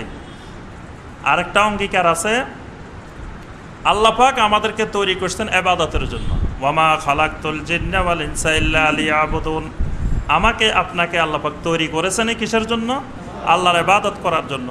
তাহলে আমার আপনার কাজ হলো আমরা আল্লাহর হক আদায় করব, আল্লাহর ইবাদত করব, আল্লাহর গোলামি করব, আল্লাহর সাথে কাউকে শিরক করব না। আর আল্লাহরও একটা অঙ্গীকার আছে, আল্লাহর আমাদের সাথে চুক্তি হলো আমরা যদি তাওহীদ ভিত্তিক ইবাদত করি, শিরক মুক্ত থাকি, আল্লাহ পাক আমাদেরকে জান্নাত দিবেন। সুবহানাল্লাহ। তাহলে এটা আমাদের মধ্যে আর আল্লাহর মধ্যে চুক্তি আছে না? এই চুক্তি বাস্তবায়ন করাটাই হলো ওয়াতাসিমু বিহাবলিল্লাহ, মানে বিহাবলিল্লাহ মানে বিআহাদিল্লাহ, আল্লাহর সাথে তোমাদের যে চুক্তি সেই চুক্তিটা শক্ত করে পালন করো। এটা হলো একটা অর্থ। আরেকটা অর্থ হলো ওয়াকিলা বিহাবলিম মিনাল্লাহ ইয়ানি আল কোরআন। হাবলুল্লাহ হলো আল কোরআন, আল্লাহর রশি হলো কোরআন। তাহলে শক্ত করে ধরতে বলছে কাকে? আল্লাহর কোরআনকে। ওয়াতাসিমু বিহাবলিল্লাহ, অর্থাৎ আল্লাহর কোরআনকে শক্ত করে ধরো। খালি ধরা না, যে সে ধরা না, এতেসাম। এতেসাম আল্লাহ পাক খুজু বিহাবলিল্লাহ বলেন নাই, বলছেন ওয়াতাসিমু, মানে খুজু হলো এমনি ধরা, আর এতেসাম মানে শক্ত করে ধরা। কোরআনকে ধরতে হবে শক্ত করে। তাহলে শক্ত করে ধরে কি বুকের মধ্যে ঢুকে রাখবেন? হ্যাঁ হ্যাঁ, কোরআনকে এমনভাবে ধরতে হবে যে কোরআন ছাড়া আপনি আর কিছু বুঝেন না। সকালে, বিকালে, রাত্রে, ভোরে, যেখানেই যান, যেই অবস্থায় থাকেন, যেখানে থাকেন, কোরআন আর কোরআন। আপনি কোরআনে কারিমের সহি তেলাওয়াত শিখবেন, কোরআনে কারিমের অর্থ শিখবেন, কোরআনে কারিমের ব্যাখ্যা শিখবেন, কোরআনে কারিমের আমল শিখবেন। একটা আয়াত পড়লেন, বুঝতেছেন না যে এই আয়াতটার আমল কিভাবে হবে, আপনি ওলামায়ে কেরামদের কাছে, যারা কোরআন বিশেষজ্ঞ, আহলুল ইলম, আহলুল কোরআন, আহলুল তাফসির, তাদের কাছে গিয়ে আপনি বুঝবেন যে ভাই এই আয়াতটা পড়লাম ওয়াতাসিমু বিহাবলিল্লাহি জামিয়া, এটার আমলটা আমি কিভাবে করব। সাহাবায়ে কেরাম কোরআনকে তিনভাবে সংরক্ষণ করতেন। একটা আয়াতে কারিমা নাজিল হতো, সাথে সাথে কিছু সাহাবায়ে কেরাম লিখে ফেলতেন, কিছু সাহাবায়ে কেরাম মুখস্থ করে ফেলতেন, আর বাকি সব সাহাবীরা সেই আয়াতটাকে আমলে রূপান্তর করে দিতেন। সুবহানাল্লাহ। তিনভাবে সংরক্ষণ হতো, লিখিতভাবে, মুখস্থ করে, আমলের মাধ্যমে। তাহলে আমাদেরও কোরআনকে শক্ত করে ধরার অর্থ হলো কোরআনকে সহি তেলাওয়াত শিখা, কোরআনের অর্থ বোঝা, কোরআনের ব্যাখ্যা বোঝা, কোরআনের আমল বোঝা। এটার নাম হলো ওয়াতাসিমু বিহাবলিল্লাহি জামিয়া। আর জামিয়া মানে সবাই মিলে একসাথে ধরতে হবে জরুরি বিষয় না। আমার আকীদা আর যদি আরব দেশের, সৌদি আরবের একজন মানুষের আকীদা যদি এক হয়, তো আমরা যেখানে থাকি না কেন কিন্তু আমাদের দল একটাই। আমরা এখানে আছি, আরেকজন আমেরিকা আছে, কিন্তু আমার আকীদা তার আকীদা এক। তাহলে আমি আর সে তো এক দল।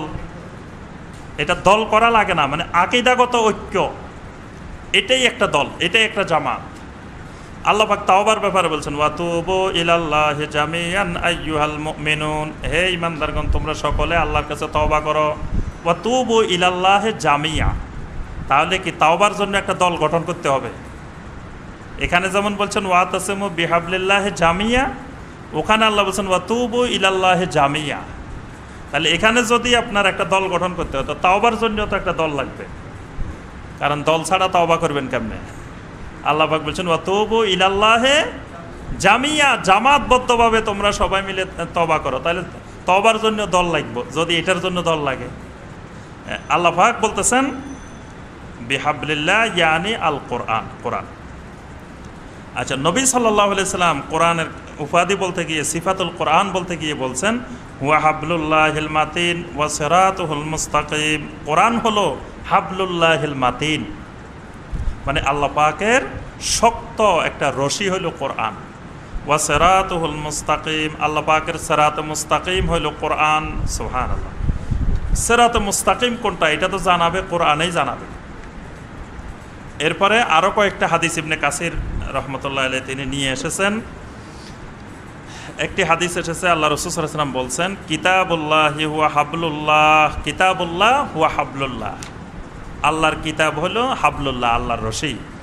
আল মামদুদু মিনাস সামাইল আল আরদে, এই রশিটা আল্লাহ পাক আসমান থেকে জমিনের দিকে সম্প্রসারিত করে দিয়েছেন। অর্থাৎ রশিটা আসমান থেকে, প্রথমে এই রশিটা লাউহে মাহফুজ থেকে প্রথম আসমানে, প্রথম আসমান থেকে জমিনে। তাহলে এই রশির কানেকশন কিন্তু লাউহে মাহফুজের সাথে, এই রশির গোড়া কিন্তু সেখানে, সেখান থেকে রশিটা ছেড়ে দেওয়া হয়েছে। সেই রশি আসছে প্রথম আসমানে, প্রথম আসমান থেকে আসছে জমিনে। এটাই হলো হাবলুল্লাহ। আরেকটি হাদিসে নবী সাল্লাল্লাহু আলাইহি ওয়াসাল্লাম বলছেন ইন্না হাযাল কোরআন হুয়া হাবলুল্লাহিল মাতিন, এই কোরআন হলো হাবলুল্লাহিল মাতিন। ওয়া হুয়া নূরুল মুবিন, কোরআন হলো একটি প্রকাশ্য নূর। সুবহানাল্লাহ, কোরআন হলো নূরে মুবিন।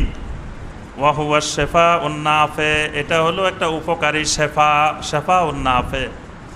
আসামাতুল লিমান তামাসসাকা বিহি ওয়া নাজাতুল লিমান ইত্তাবাহু, কোরআন হলো যে ব্যক্তি এটাকে শক্ত করে ধরে তার জন্য আসামাত, মানে তার জন্য কোরআন তাকে মুক্তি দেয়, কোরআন তাকে পবিত্র করে নেয় যদি সে কোরআনকে শক্ত করে ধরে।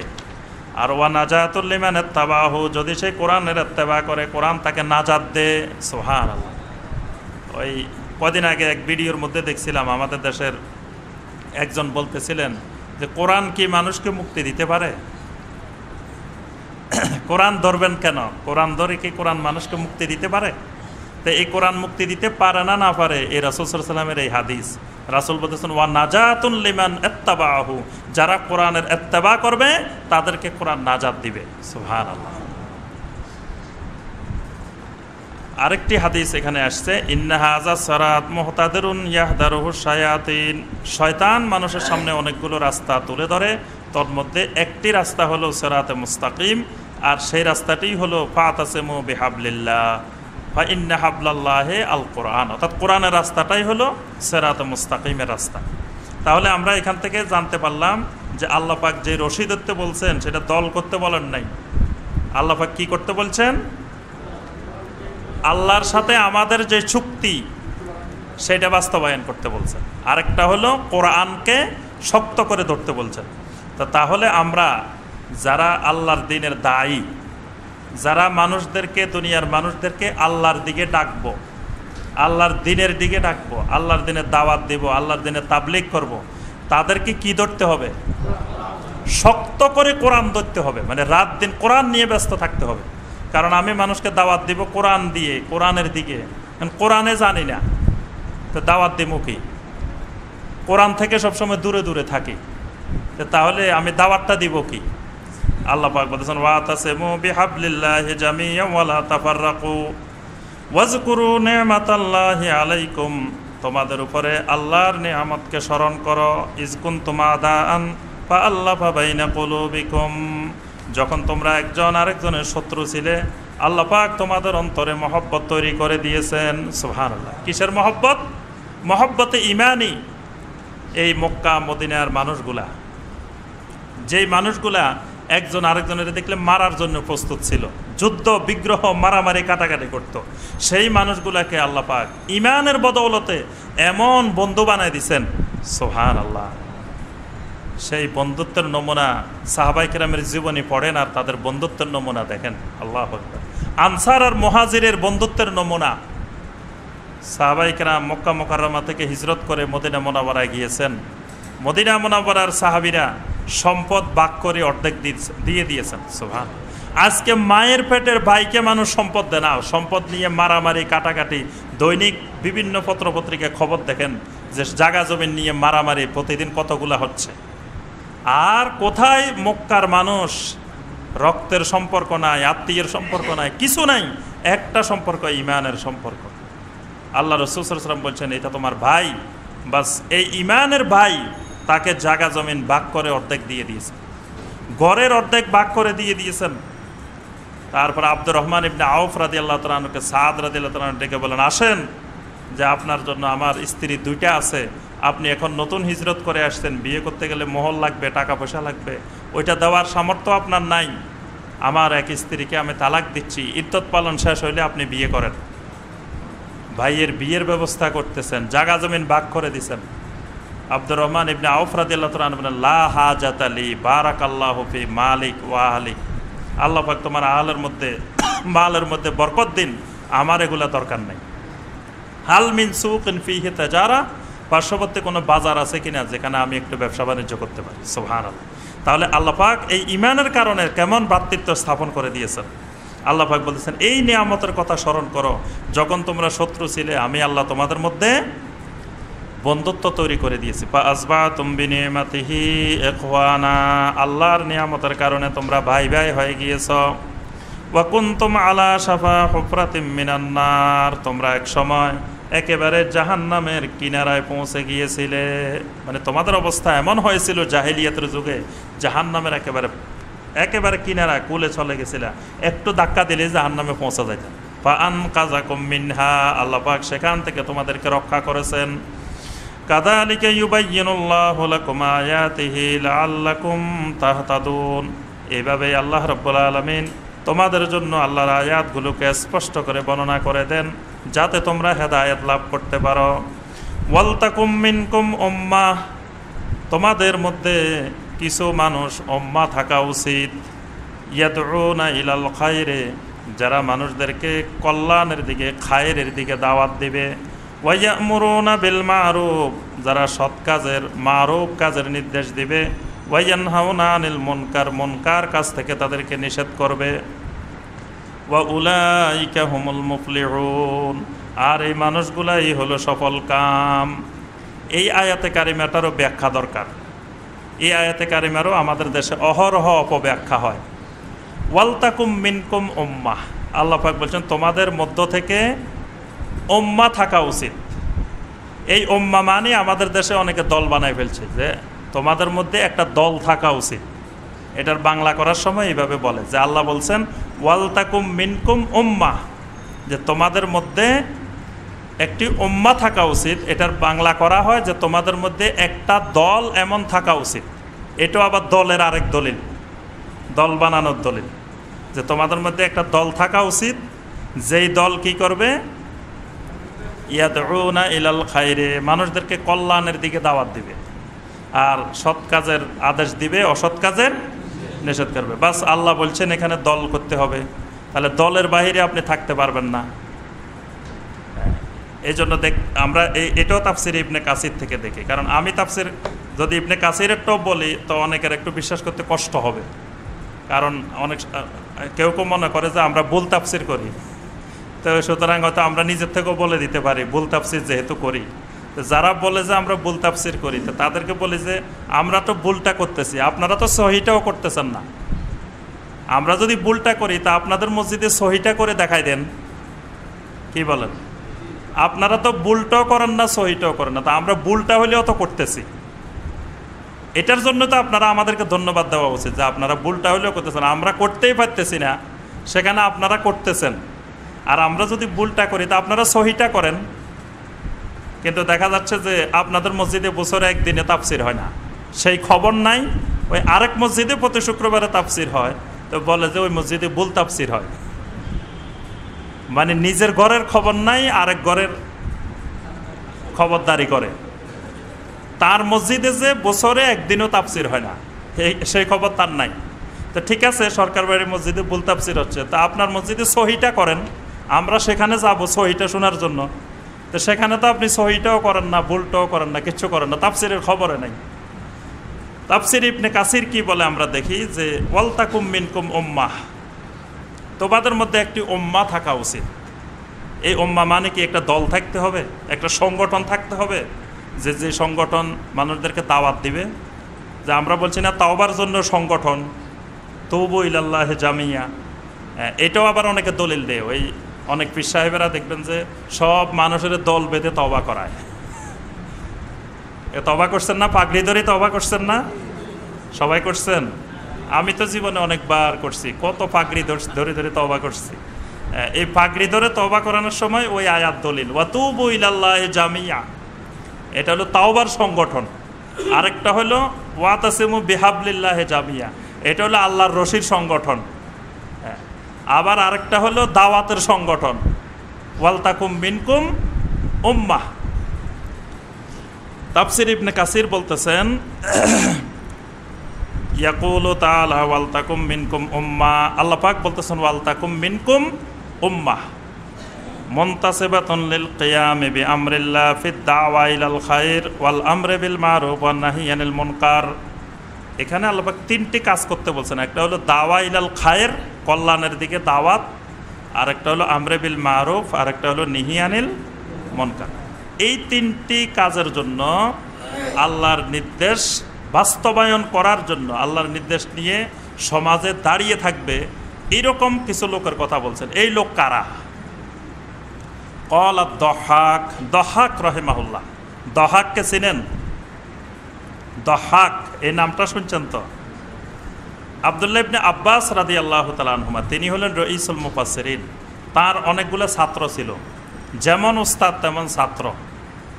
আব্দুল্লাহ বিন আব্বাস রাদিয়াল্লাহু তাআলা আনহুমা যেমন উস্তাদ, তার অনেকগুলো তাফসিরের ছাত্র ছিল, যেমন ইকরিমা, কাতাদা, মুজাহিদ, তারপরে এই দহাক, এরা হলেন উনার বড় বড় ছাত্র।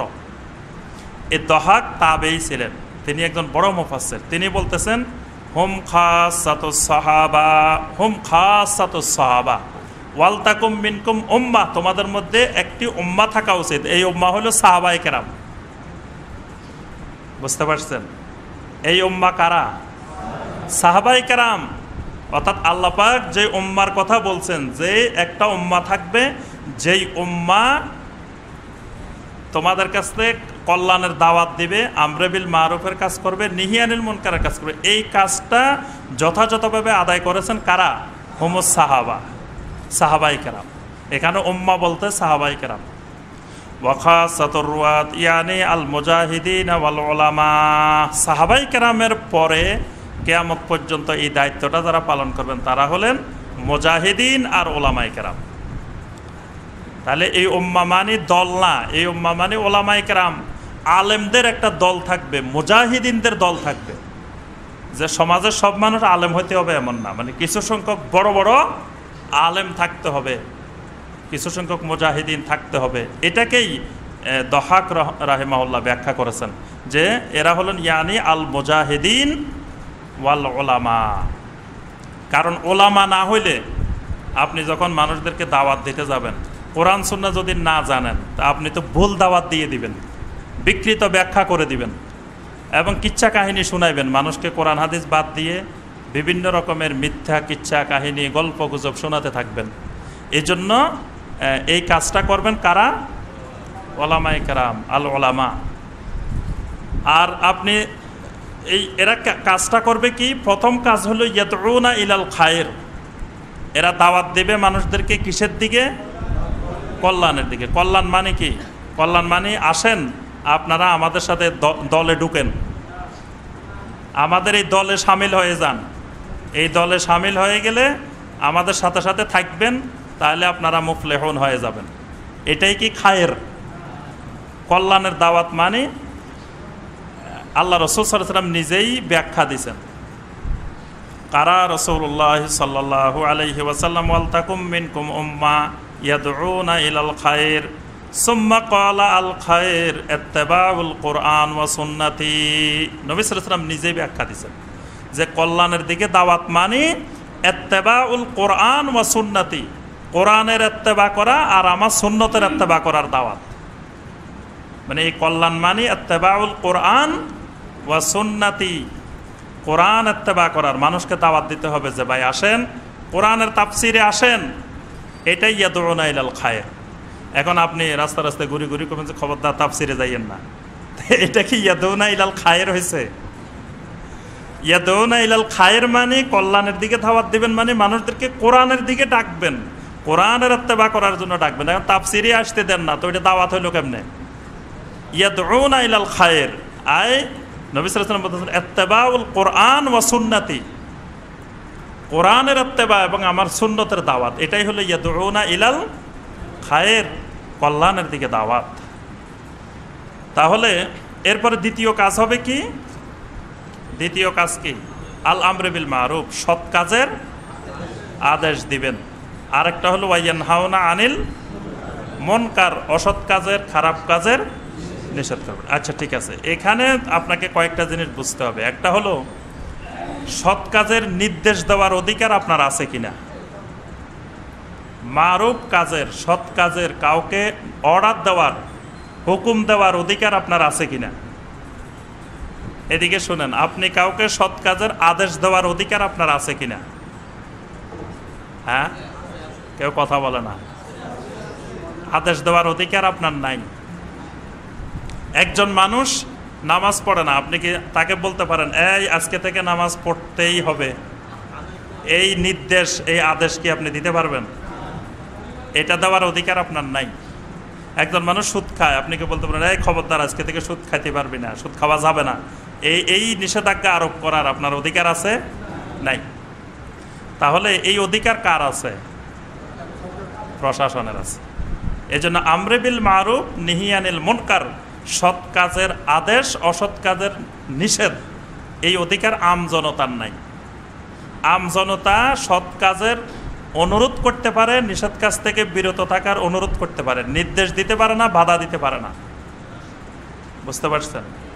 মানে সৎ কাজের আপনি আদেশ দেওয়ার অধিকার আপনার নাই, নিষেধ করার অধিকার নাই। আপনি একজন মানুষকে সৎ কাজের ব্যাপারে উদ্বুদ্ধ করতে পারেন, সৎ কাজের ব্যাপারে অনুরোধ করতে পারেন যে ভাই নামাজ পড়লে ভালো, নামাজে কল্যাণ, নামাজ ভালো, এই সব ব্যাপারে আপনি তাকে অনুরোধ করতে পারেন, বুঝাইতে পারেন, আপনি তাকে কোরআনের আয়াত পৌঁছায় দিতে পারেন, হাদিস পৌঁছায় দিতে পারেন, কিন্তু নির্দেশ দিতে পারেন না। আল্লাহ পাক এখানে যে উম্মার কথা বলছেন, এই উম্মাটা মানুষদেরকে কল্যাণের দিকে ডাকবে, আবার সৎ কাজের মারুফ কাজের আদেশও দিবে, মুনকার কাজের নিষেধ করবে। আচ্ছা ঠিক আছে, তাহলে ধরে নিলাম আমরা এখানে ইয়ামুরুনা বিল মারুফ ওয়া ইয়ানহাউনা আনিল মুনকার বলতে এটার কয়েকটা স্তর আছে। আমরা নিম্ন স্তর, যেটা মানে আমরা অর্ডার করব না, নির্দেশ দিতে পারবো না, তবে আমরা মানুষদেরকে এটার ব্যাপারে আমরা দাওয়াত দিব, এটার ব্যাপারে উদ্বুদ্ধ করব আমাদের পক্ষে যতটুকু সম্ভব, আম জনতার পক্ষে। এখন এখানে ইয়ামুরুনা বিল মারুফ ওয়া ইয়ানহাউনা আনিল মুনকার, দুটো জিনিসকে আল্লাহ পাক একসাথে সম্পৃক্ত করেছেন। এখন আমি শুধু সুন্দর সুন্দর আমলের দাওয়াত দিলাম, সৎ কাজের, মারুফ কাজের ব্যাপারে উদ্বুদ্ধ করলাম মানুষকে, কিন্তু পাশাপাশি আমার সমাজে, আমার আশেপাশে অসংখ্য খারাপ কাজ হচ্ছে, সেই দিকে তাকাইলামও না, কিছু বললামও না।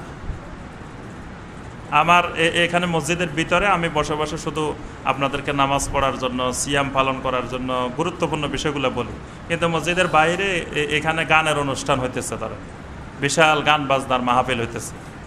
এখন সেই ব্যাপারে মুখে তালা লাগাই রাখলাম, কিছুই বললাম না, তাহলে কি আমরে বিল মারুফ নাহি আনিল মুনকার হবে?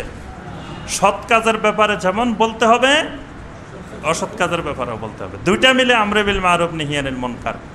আপনি যখন সৎ কাজগুলোর, মারুফ কাজগুলোর কথা মানুষকে তুলে ধরতে হবে, পাশাপাশি সুদের ব্যাপারে, ঘুষের ব্যাপারে, হারাম উপার্জনের ব্যাপারে, মদের ব্যাপারে, জুয়ার ব্যাপারে, সমাজের যত রকমের মুনকার কাজ আছে, এই সকল মুনকার কাজের কথাও একই সাথে তুলে ধরতে। তাহলে এই তিনটা কাজ যারা করবে, আল্লাহ পাক বলছেন ওয়া উলাইকা হুমুল মুফলিহুন, এই মানুষগুলা হইল সফল। তাহলে এই আয়াতে কারিমা থেকে আমরা যেটা বুঝতে পারলাম যে আল্লাহ পাক এখানে কোনো দল গঠন করার জন্য, সংগঠন করার জন্য উম্মাহ বলেন নাই। উম্মাহ হবে উলামায়ে কেরাম, উম্মাহ হবে আমভাবে, ওই যে আগে যেরকম ওয়াতাসিমু বিহাবলিল্লাহি জামিআ, আকীদার ঐক্য, আমলের ঐক্য, চিন্তার ঐক্য। আচ্ছা, দল করলে সুবিধা কি, অসুবিধা কি? দলের কিছুর উপকারিতা আছে, আবার উপকারিতার চেয়ে অপকারিতাটা বেশি।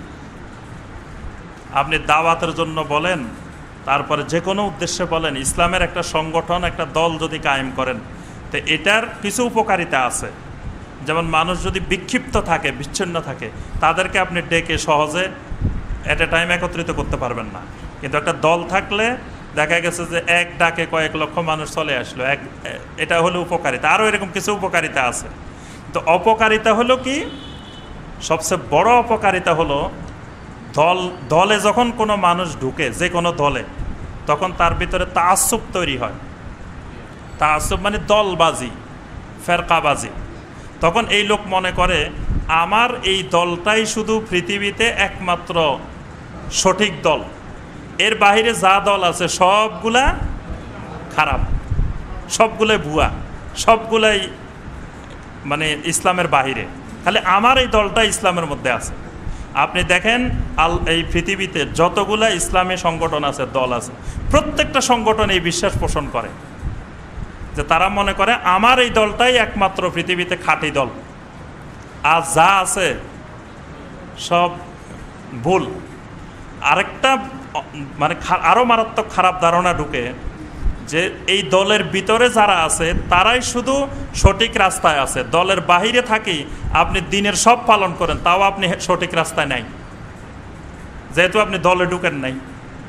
দলের বাহিরে থাকি আপনি 5 ওয়াক্ত নামাজ জামাতে পড়েন, দলের বাহিরে থাকি আপনি শরী পর্দা মেনে চলেন, দলের বাহিরে থাকি আপনি হালাল উপার্জন করেন, দলের বাহিরে থাকি আপনি স্বাভাবিক আমল আখলাক সব আপনার ঠিক আছে, কিন্তু তারপরেও দেখবেন যে আপনাকে সালামও দিবে না, কারণ আপনি দলে নাই। দলে নাই মানে আপনি ইসলামের মধ্যেই নেই। এটা হলো দলের মারাত্মক ক্ষতিকর কুফল, যে দল এমন একটা খারাপ বিশ্বাস তৈরি করে দেয় যে যারা আমাদের এই সংগঠনে এই দলে ঢুকবে একমাত্র এই মানুষগুলোই হেদায়েতের উপরে আছে, এই দলের বাইরে যারা আছে সবাই গোমরাহির মধ্যে আছে। এটা হলো দলের মারাত্মক নেতিবাচক কুফল।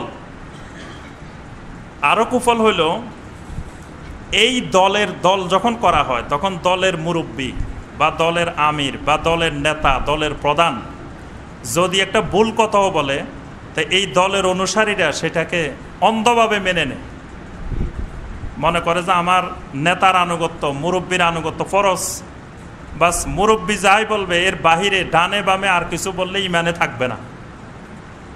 সুতরাং নেতা যদি খারাপ জিনিসও বলে তো সেটাকে অন্ধভাবে মেনে নেওয়া, এটা মারাত্মক একটা খারাপ জিনিস।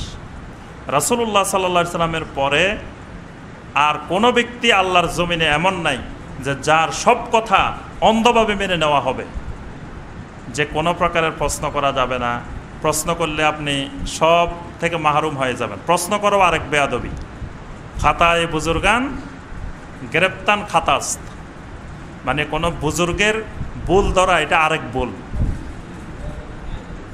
এই বেয়াদবিতে আপনি একবারে শেষ হয়ে যাবেন। হ্যাঁ, এটা বড় বেয়াদবি যে আপনি বুজুর্গ মানুষের এত বড় বুজুর্গের আপনি ভুল ধরছেন। তাহলে অন্ধভাবে একজন মানুষের সব কিছু মেনে নেওয়া, এই জিনিসটা দলের মাধ্যমে তৈরি হয়। তারপরে দলের প্রধান বা দলের ব্যক্তিরা যদি ভুল কথাও বলে, সেটাকে সহি বানানোর জন্য যত রকমের কলা কৌশল দরকার, প্রয়োজনে আপনি কোরআনের আয়াতকে অস্বীকার করি হলেও আপনার মুরব্বীর কথাকে সঠিক বানাইতে হবে। আপনার দলের প্রধান বলছে, আপনার আমির বলছে, আপনার অমুক নেতা বলছে, সুতরাং নেতার কথা ভুল হইতে পারে, এটা মেনে নেওয়া যায় না। প্রয়োজনে আল্লাহর কথা ভুল হইতে পারে, নাউজুবিল্লাহ, প্রয়োজনে রাসূলের কথা ভুল হইতে পারে, প্রয়োজনে কোনো সাহাবীর কথা ভুল হইতে পারে, কিন্তু আমাদের দলের মুরব্বী বলছে, এটা কোনো অবস্থায় ভুল হওয়া যায় না। এগুলা হলো দলের মারাত্মক কুফল, নেতিবাচক প্রভাব। দেখবেন আপনি সমাজে আমি যে কথাগুলো বললাম আপনারা একটু গভীরভাবে লক্ষ্য করে দেখবেন, এগুলা আমার অভিজ্ঞতালব্ধ ফসল, এগুলা আমি বাস্তব জীবনে এই বয়সে দেখে আসছি। যে আপনাকে কয়েকদিন আপনাকে খুব সালাম দিবে, আপনার সাথে কথাবার্তা বলবে, বলার পরে আপনাকে টার্গেট করবে, আগে যে টার্গেট করবে যে এই লোকেরা আমাদের দলে আমাদের সংগঠনে নেওয়া যায় কি না। যখন দেখবে যে লোকটা নামাজ পড়ে বা মসজিদে আসে বা দিনের সাথে একটু সম্পৃক্ত আছে, তখন আপনাকে টার্গেট করলো, টার্গেট করে আস্তে আস্তে চেষ্টা করবে যে আপনাকে দলে নেওয়া যায় কি না। দেখবেন যে যেই কয়দিন আপনাকে দলে নেওয়ার জন্য দাওয়াত দিবে, এই কয়দিন খুব নাস্তাও করাইবো, খাওয়াইবো, সকাল বিকাল আপনার সাথে সালাম বিনিময় হবে, সব হবে। কিন্তু যখনই বুঝতে পারছে যে এই লোক আর আমাদের দলে আসবে না, বাস এবার আপনি সালাম দিলেও আর জবাব দিবে না। আপনাকে তো সালাম দিবে না, আপনি সালাম দিলেও আর জবাব দিবে না, কারণ হে বুঝে গেছে যে আপনি আর তার দলে যাবেন না। বুঝতে পারছেন? এটা আপনি পরীক্ষা করে দেখবেন। দিনের সব পালন করেন, তাও আপনাকে সঠিক মনে করবে না, যে আপনি গোমরাহির মধ্যে আছেন, আপনি এখনো দলে ঢুকেন নাই। এগুলা হলো দলের তাআসসুব। এগুলাকে নবী সাল্লাল্লাহু আলাইহি ওয়াসাল্লাম বলছেন, যারা দলবাজি করে, তাআসসুব করে, তারা আমার উম্মতের অন্তর্ভুক্ত নয়। এবং যারা যেই দলে আছে, আপনি তাদের সাথে কথা বলে দেখবেন যে একটা সুস্পষ্ট শিরক, কিন্তু তার দলের কারণে তিনি ওই শিরককে ইবাদত বানাইতে চান। কারণ তার দলের লোক বলছে, তার হুজুরে বলছে, তার মুরব্বী বলছে। আর দলের বাহিরে একজন যদি সহি কথাও বলে, তাও কবে যে না, এ তো ভুল তাফসির করে, কারণ আমাদের দলের লোক না। বুঝতে পারছেন? এটা শুধু সারা দুনিয়া ব্যাপী এই অবস্থাটা।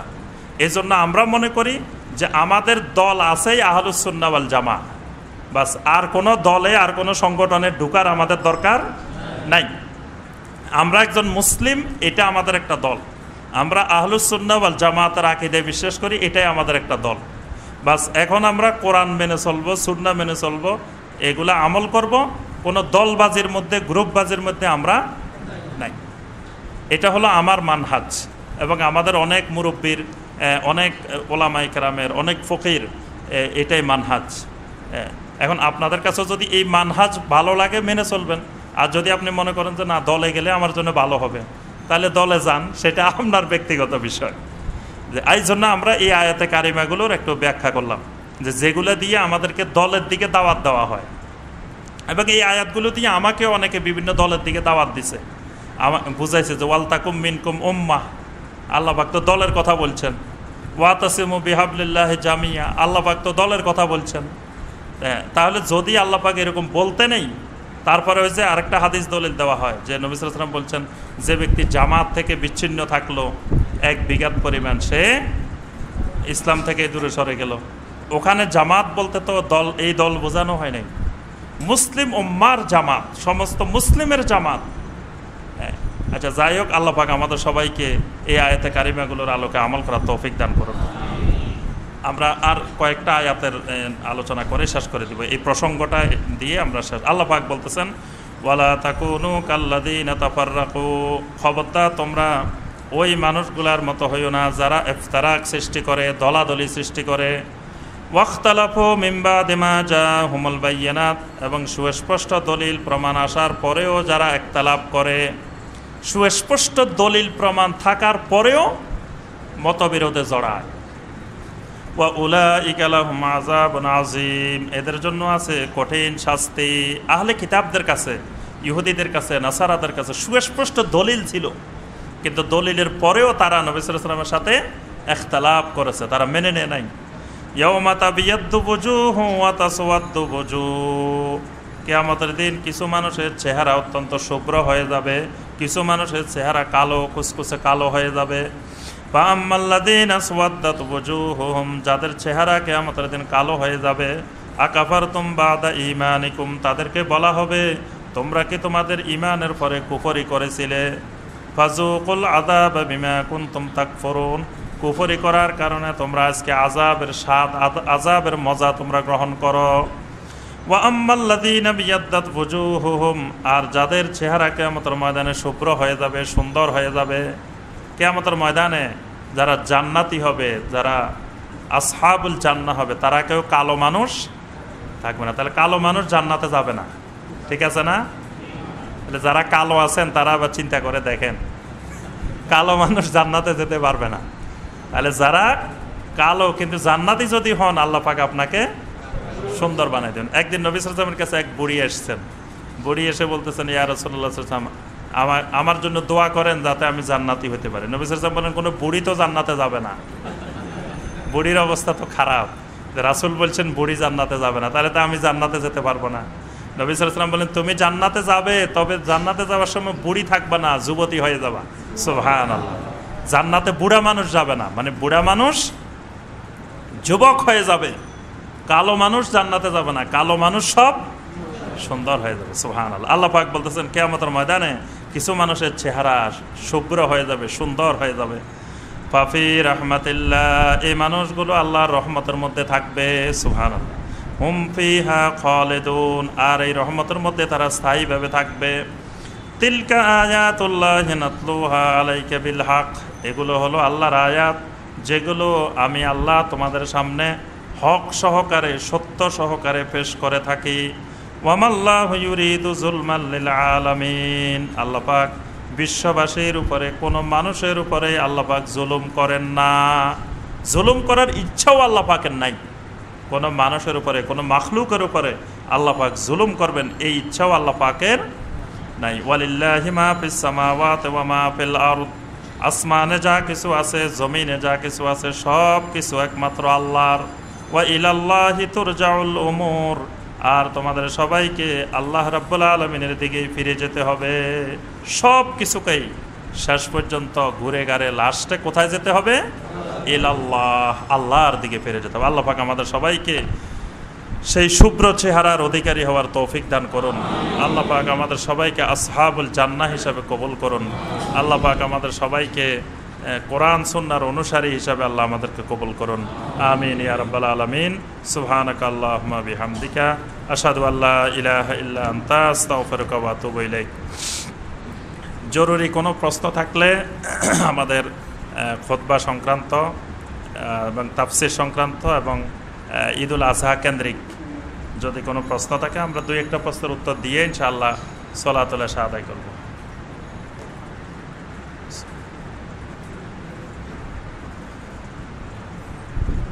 জি ভাই বলেন।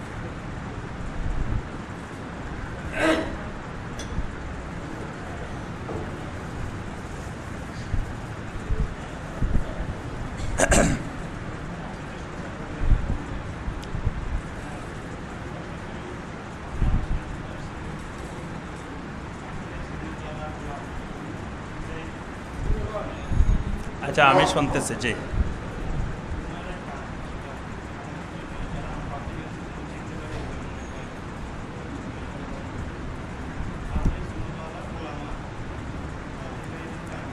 জি জি আলহামদুলিল্লাহ। জি জি জি আলহামদুলিল্লাহ। ভাই যে বিষয়টি জানতে চেয়েছেন সেটি হলো যে আমরা তাফসিরের মধ্যে বলছি যে আল্লাহ পাক বলছেন এই ওয়ালতাকুম মিনকুম উম্মাহ ইয়াদউনা ইলাল খায়র ওয়া ইয়া'মুরুনা বিল মারুফ ওয়া ইয়ানহাউনা আনিল মুনকার, যে এখানে উম্মাহ বলতে কাদেরকে বোঝানো হয়েছে, যেটা প্রখ্যাত মুফাসসির দাহাক রাহিমাহুল্লাহ ব্যাখ্যা দিয়েছেন যে এরা হলেন সাহাবায়ে কেরাম, এরা হলেন মুজাহিদিন, এরা হলেন ওলামা। তো ভাই জানতে চেয়েছেন এরা সমাজে আছে কিনা বা এরা কারা। আলহামদুলিল্লাহ, এই ওয়ালতাকুম মিনকুম উম্মাহ, যারা এই ইয়াদউনা ইলাল খায়র, ইয়া'মুরুনা বিল মারুফ, ইয়ানহাউনা আনিল মুনকার, এই তিনটা কাজ করবে, যারা কোরআন সুন্নাহর দিকে মানুষদেরকে আহ্বান জানাবে, তারপরে এই সৎ কাজের আদেশ দিবে, মারুফ কাজের, অসৎ কাজের নিষেধ করবে, এরকম ওলামায়ে কেরাম তো পৃথিবীতে আলহামদুলিল্লাহ অনেক আছেন, অসংখ্যই আছেন। এদের থাকার কারণেই তো এখনও আমরা আল্লাহর দ্বীন নিয়ে পৃথিবীতে বেঁচে আছি। যদি এরকম ওলামায়ে কেরাম না থাকতেন তাহলে তো আল্লাহর দ্বীন আরও আগেই বিলুপ্ত হয়ে যেত।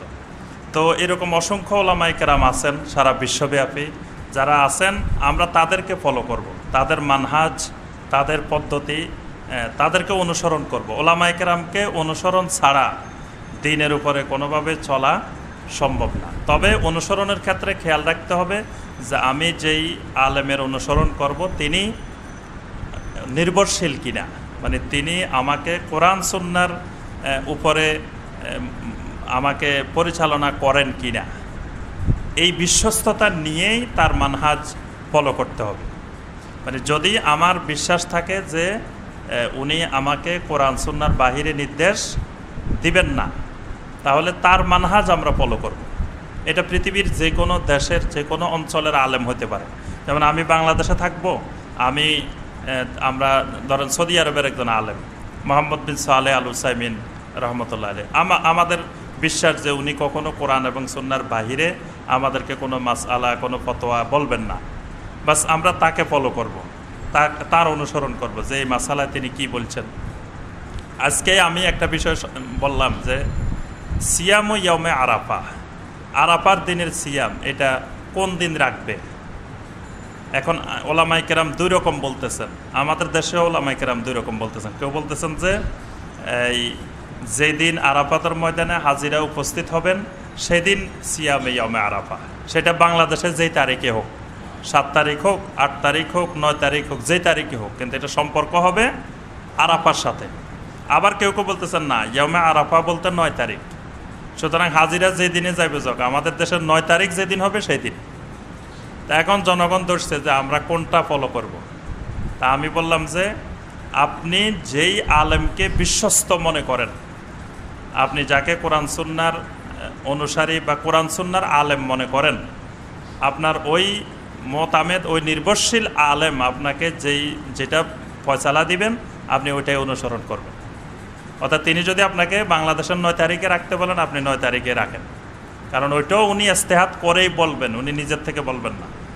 আর যদি আরাফার সাথে, আরাফাত দিনের সাথে রাখতে বলেন তা আপনি আরাফাত দিনের সাথেই রাখেন, কারণ আপনার পক্ষে তো ইস্তেহাদ করে এটা বের করা সম্ভব না। তো এই জন্য তবে এই দুইটা মতের মধ্যে আমি বলছি যে আমি যাদের মানহাজ ফলো করি, যাদের অনুসরণ করি, তাদের ক্ষেত্রে আমি ওই আরাফার সাথে সম্পৃক্ত দিনকেই অগ্রাধিকার মনে করি। মানে যেদিন আরাফা হবে সেই দিন আরাফার সিয়াম, কারণ রাসূল সাল্লাল্লাহু আলাইহি ওয়াসাল্লাম তারিখ বলেন নাই, ইয়মুত তাসে বলেন নাই, বলছেন সিয়াম ও ইয়মে আরাফা।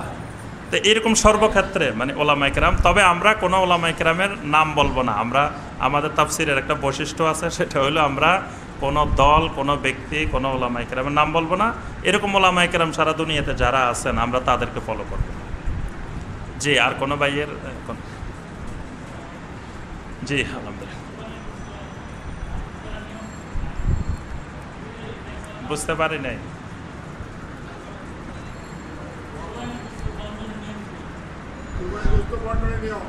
ও, কোরবানির গোশত বন্টন করার নিয়ম। জি আলহামদুলিল্লাহ, ভাই যেটা জানতে চাইছেন যে কোরবানির গোশত বন্টন করার পদ্ধতি কি হবে। কোরবানির গোশত বন্টনের ব্যাপারে নবী সাল্লাল্লাহু আলাইহি ওয়াসাল্লামের একটি হাদিস আছে, যে হাদিসে নবী সাল্লাল্লাহু আলাইহি ওয়াসাল্লাম উম্মতকে একটি নির্দেশনা দিয়েছেন, সেটি হলো যে তোমরা 3 ভাগের 1 ভাগ নিজের পরিবার পরিজনের জন্য রাখবে, 1 ভাগ আত্মীয় স্বজনকে দিবে, আর 1 ভাগ ফকির মিসকিনকে, গরিব মিসকিনকে দিবে।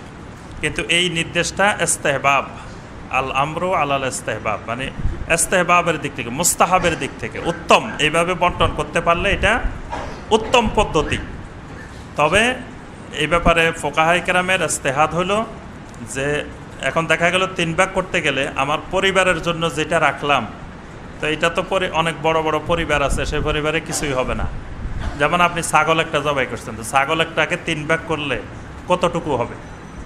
তো সেই 3 ভাগের 1 ভাগ আপনার পরিবারে তো একদিনও খাইতে পারবেন না যদি 3 ভাগের 1 ভাগ করতে যান। তাহলে আপনি যদি এইভাবে পরিবারের লোকেরা খাবে, এটাও তো সদাকা, আপনার পরিবারে যেটা খাবে এটাও তো সদাকা। তো এই জন্য যে পরিবারের লোকজন বেশি, খাওয়ার লোক বেশি, তারা বেশি রাখতে পারে, আর কম সদাকা করলো, মানে এটা বাধ্যতামূলক না যে 3 ভাগের 1 ভাগ দিতে হবে, 3 ভাগের 1 ভাগ আত্মীয় স্বজনকে দিতে হবে, বরং এটা আবার সবার ক্ষেত্রে আমভাবে একই রকমও প্রযোজ্য হবে না। কারো পরিবারে দেখা গেছে জবাই করছে বিশাল একটা গরু, কিন্তু লোক হয়েছে মাত্র 2 জন, খাওয়ার লোক 2 জন, জবাই করছে বড় একটা গরু, তাহলে তারা 3 ভাগের 1 ভাগ করা যথেষ্ট না, বরং তারা করবে 10 ভাগের 1 ভাগ, 1 ভাগ রাখবে আর 9 ভাগ তারা দিয়ে দিবে, কারণ তাদের তো লোকে নাই। আবার আরেক পরিবারে দেখা গেছে যে ছাগল একটা জবাই করছে, ছাগল 5টা খাওয়ার লোক ঘরেই আছে, ছাগল জবাই করছে একটা। এখন এরা যদি সদাকা করতে থাকে 3 ভাগের 1 ভাগ, তো এদের পরিবারের লোকেরাই তো পাবে না, তাহলে তাদের ক্ষেত্রে ওই রকম 3 ভাগের 1 ভাগ প্রযোজ্য না। এটা হলো মানে ইনসাফের সাথে নিজেরা ঠিক করতে হবে যে আমার পরিবারের লোক সংখ্যা কেমন, আমি কতটুকু সদাকা করব, কতটুকু নিজে রাখবো, এটা ইনসাফের উপরে।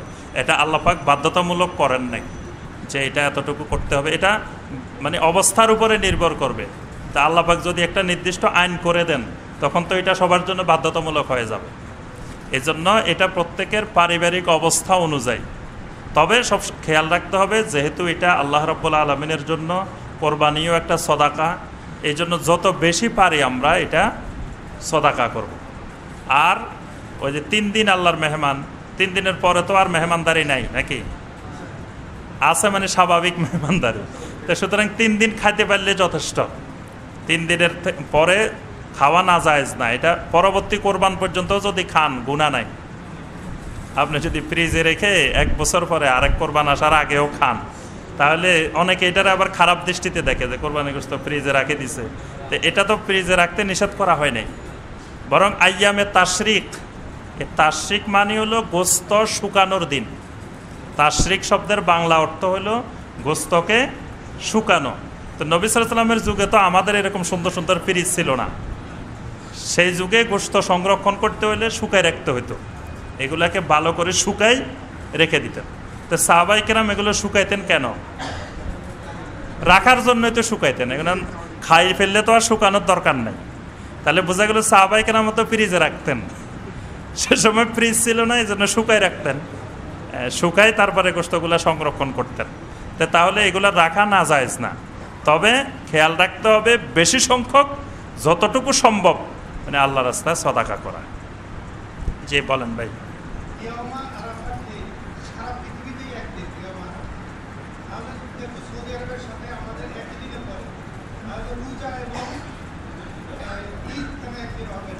জি আলহামদুলিল্লাহ, এই প্রশ্নটা খুবই গুরুত্বপূর্ণ যে ইয়মে আরাফা, ইয়মে আরাফা যদি পৃথিবীতে একদিন হয়, তাহলে ইয়মে ঈদুল ফিতর, ইয়মে ঈদুল আজহা বা রমাদানের প্রথম এগুলা একদিনে হয় না কেন? ইয়মে আরাফার বিষয়টি ভিন্ন বিষয়, আর ওইটা আরেকটা বিষয়। দুইটা বিষয়কে একসাথে মিলানো যাবে না। যেটা আমরা ভিন্ন ভিন্ন দিনে সিয়াম পালন করি, ভিন্ন ভিন্ন দিনে ঈদ করি, সেটার মাসালা ভিন্ন মাসালা। সেটার মাসালা হলো আপনার চাঁদ উদয়ের ক্ষেত্রে চাঁদের উদয়স্থল অস্তস্থল পার্থক্য থাকার কারণে সেটা আমরা ভিন্ন ভিন্ন দৃষ্টিতে করি। তবে সেখানে আমরা আগের আলোচনায় বারবার বলছি যে একদিনে করার ব্যাপারেও ইমামদের মতামত আছে। ইমাম আহমদ বিন হাম্বল রহমতুল্লাহ আলাইহি তিনি বলছেন যে একদিনে করার ব্যাপারে। তো এরকম বড় বড় ইমামেরা বলছেন। তবে খেয়াল রাখতে হবে মানে দুইটা মতের মধ্যে যেটাই আমল করব সেটা ঈদ কোরবানি এগুলা একক ইবাদত না, এগুলা জামাতবদ্ধ ইবাদত। এগুলা রাষ্ট্র যেদিন স্বীকৃতি দিবে সেই দিন। কারণ বিক্ষিপ্তভাবে মানুষ করতে গেলে সমাজে বিশৃঙ্খলা তৈরি হবে। এজন্য শৃঙ্খলার স্বার্থে এক ব্যক্তি চাঁদ দেখছে, রমজানের চাঁদ দেখছে, চাঁদ দেখার পরে ইসলামিক ফাউন্ডেশনকে খবর দিল যে আমরা চাঁদ দেখছি। ইসলামিক ফাউন্ডেশন বলল যে তোমার চাঁদ দেখা আমরা গ্রহণ করলাম না। তাহলে এই লোক কী করবে? যেই লোক দেখছে সরাসরি সচক্ষে সেই লোক রোজা রাখবে। কিন্তু যেহেতু ইসলামিক ফাউন্ডেশন তার সাক্ষ্য গ্রহণ করেন নাই, এই জন্য বাকিদের উপরে রোজা রাখা ফরজ হবে না। বুঝতে পারছেন? সেই যখন নিজে দেখেই ফেলছে সচক্ষে, এই জন্য তার উপরে ফরজ, বাকিরা তো দেখে নাই। বাকিরা নির্ভর করবে যার উপরে, যেখানে সেখান থেকে তারা বলতেছে যে না দেখে নাই, চাঁদ দেখা যায় নাই। বাস আপনি যদি সেদিন রমজানও হয় রোজা না রাখলে আপনার কোনো গুনাহ হবে না, কারণ আপনি তো চাঁদ দেখেন নাই। যার উপরে নির্ভর করবেন তারা বলতেছে যে না চাঁদ দেখা যায় নাই। তাহলে ওই প্রশাসনিক শৃঙ্খলা এই জন্য যে এই বিষয়গুলো একাকই ইবাদত না। আপনি ঈদের নামাজ পড়বেন, একা একা পড়া যায়? ঈদের নামাজ একা পড়ার কোনো সিস্টেম আছে? এটা একমাত্র জামাতে পড়তে হয়। জামাত না পাইলে আর পড়াই লাগবে না। আপনি ঈদের জামাত পান নাই, পরে আসে কি ঈদের নামাজ পড়া যাবে? অর্থাৎ এইগুলো মানে রাষ্ট্রীয়ভাবে প্রশাসনিকভাবে ইবাদত। আপনি কোরবানির ঈদ হলো ধরেন মঙ্গলবারে, আপনি যদি এখন সোমবারে করা শুরু করেন, তো এই যে ঢাকা শহরে ময়লা আবর্জনা করবেন, সেদিন তো আর এগুলো পরিষ্কার পরিচ্ছন্ন করা তোরা দেখাশোনা করা এগুলোর জন্য তো রাষ্ট্র দায়িত্ব নিবে না। রাষ্ট্র তো দায়িত্ব নিবে মঙ্গলবারে।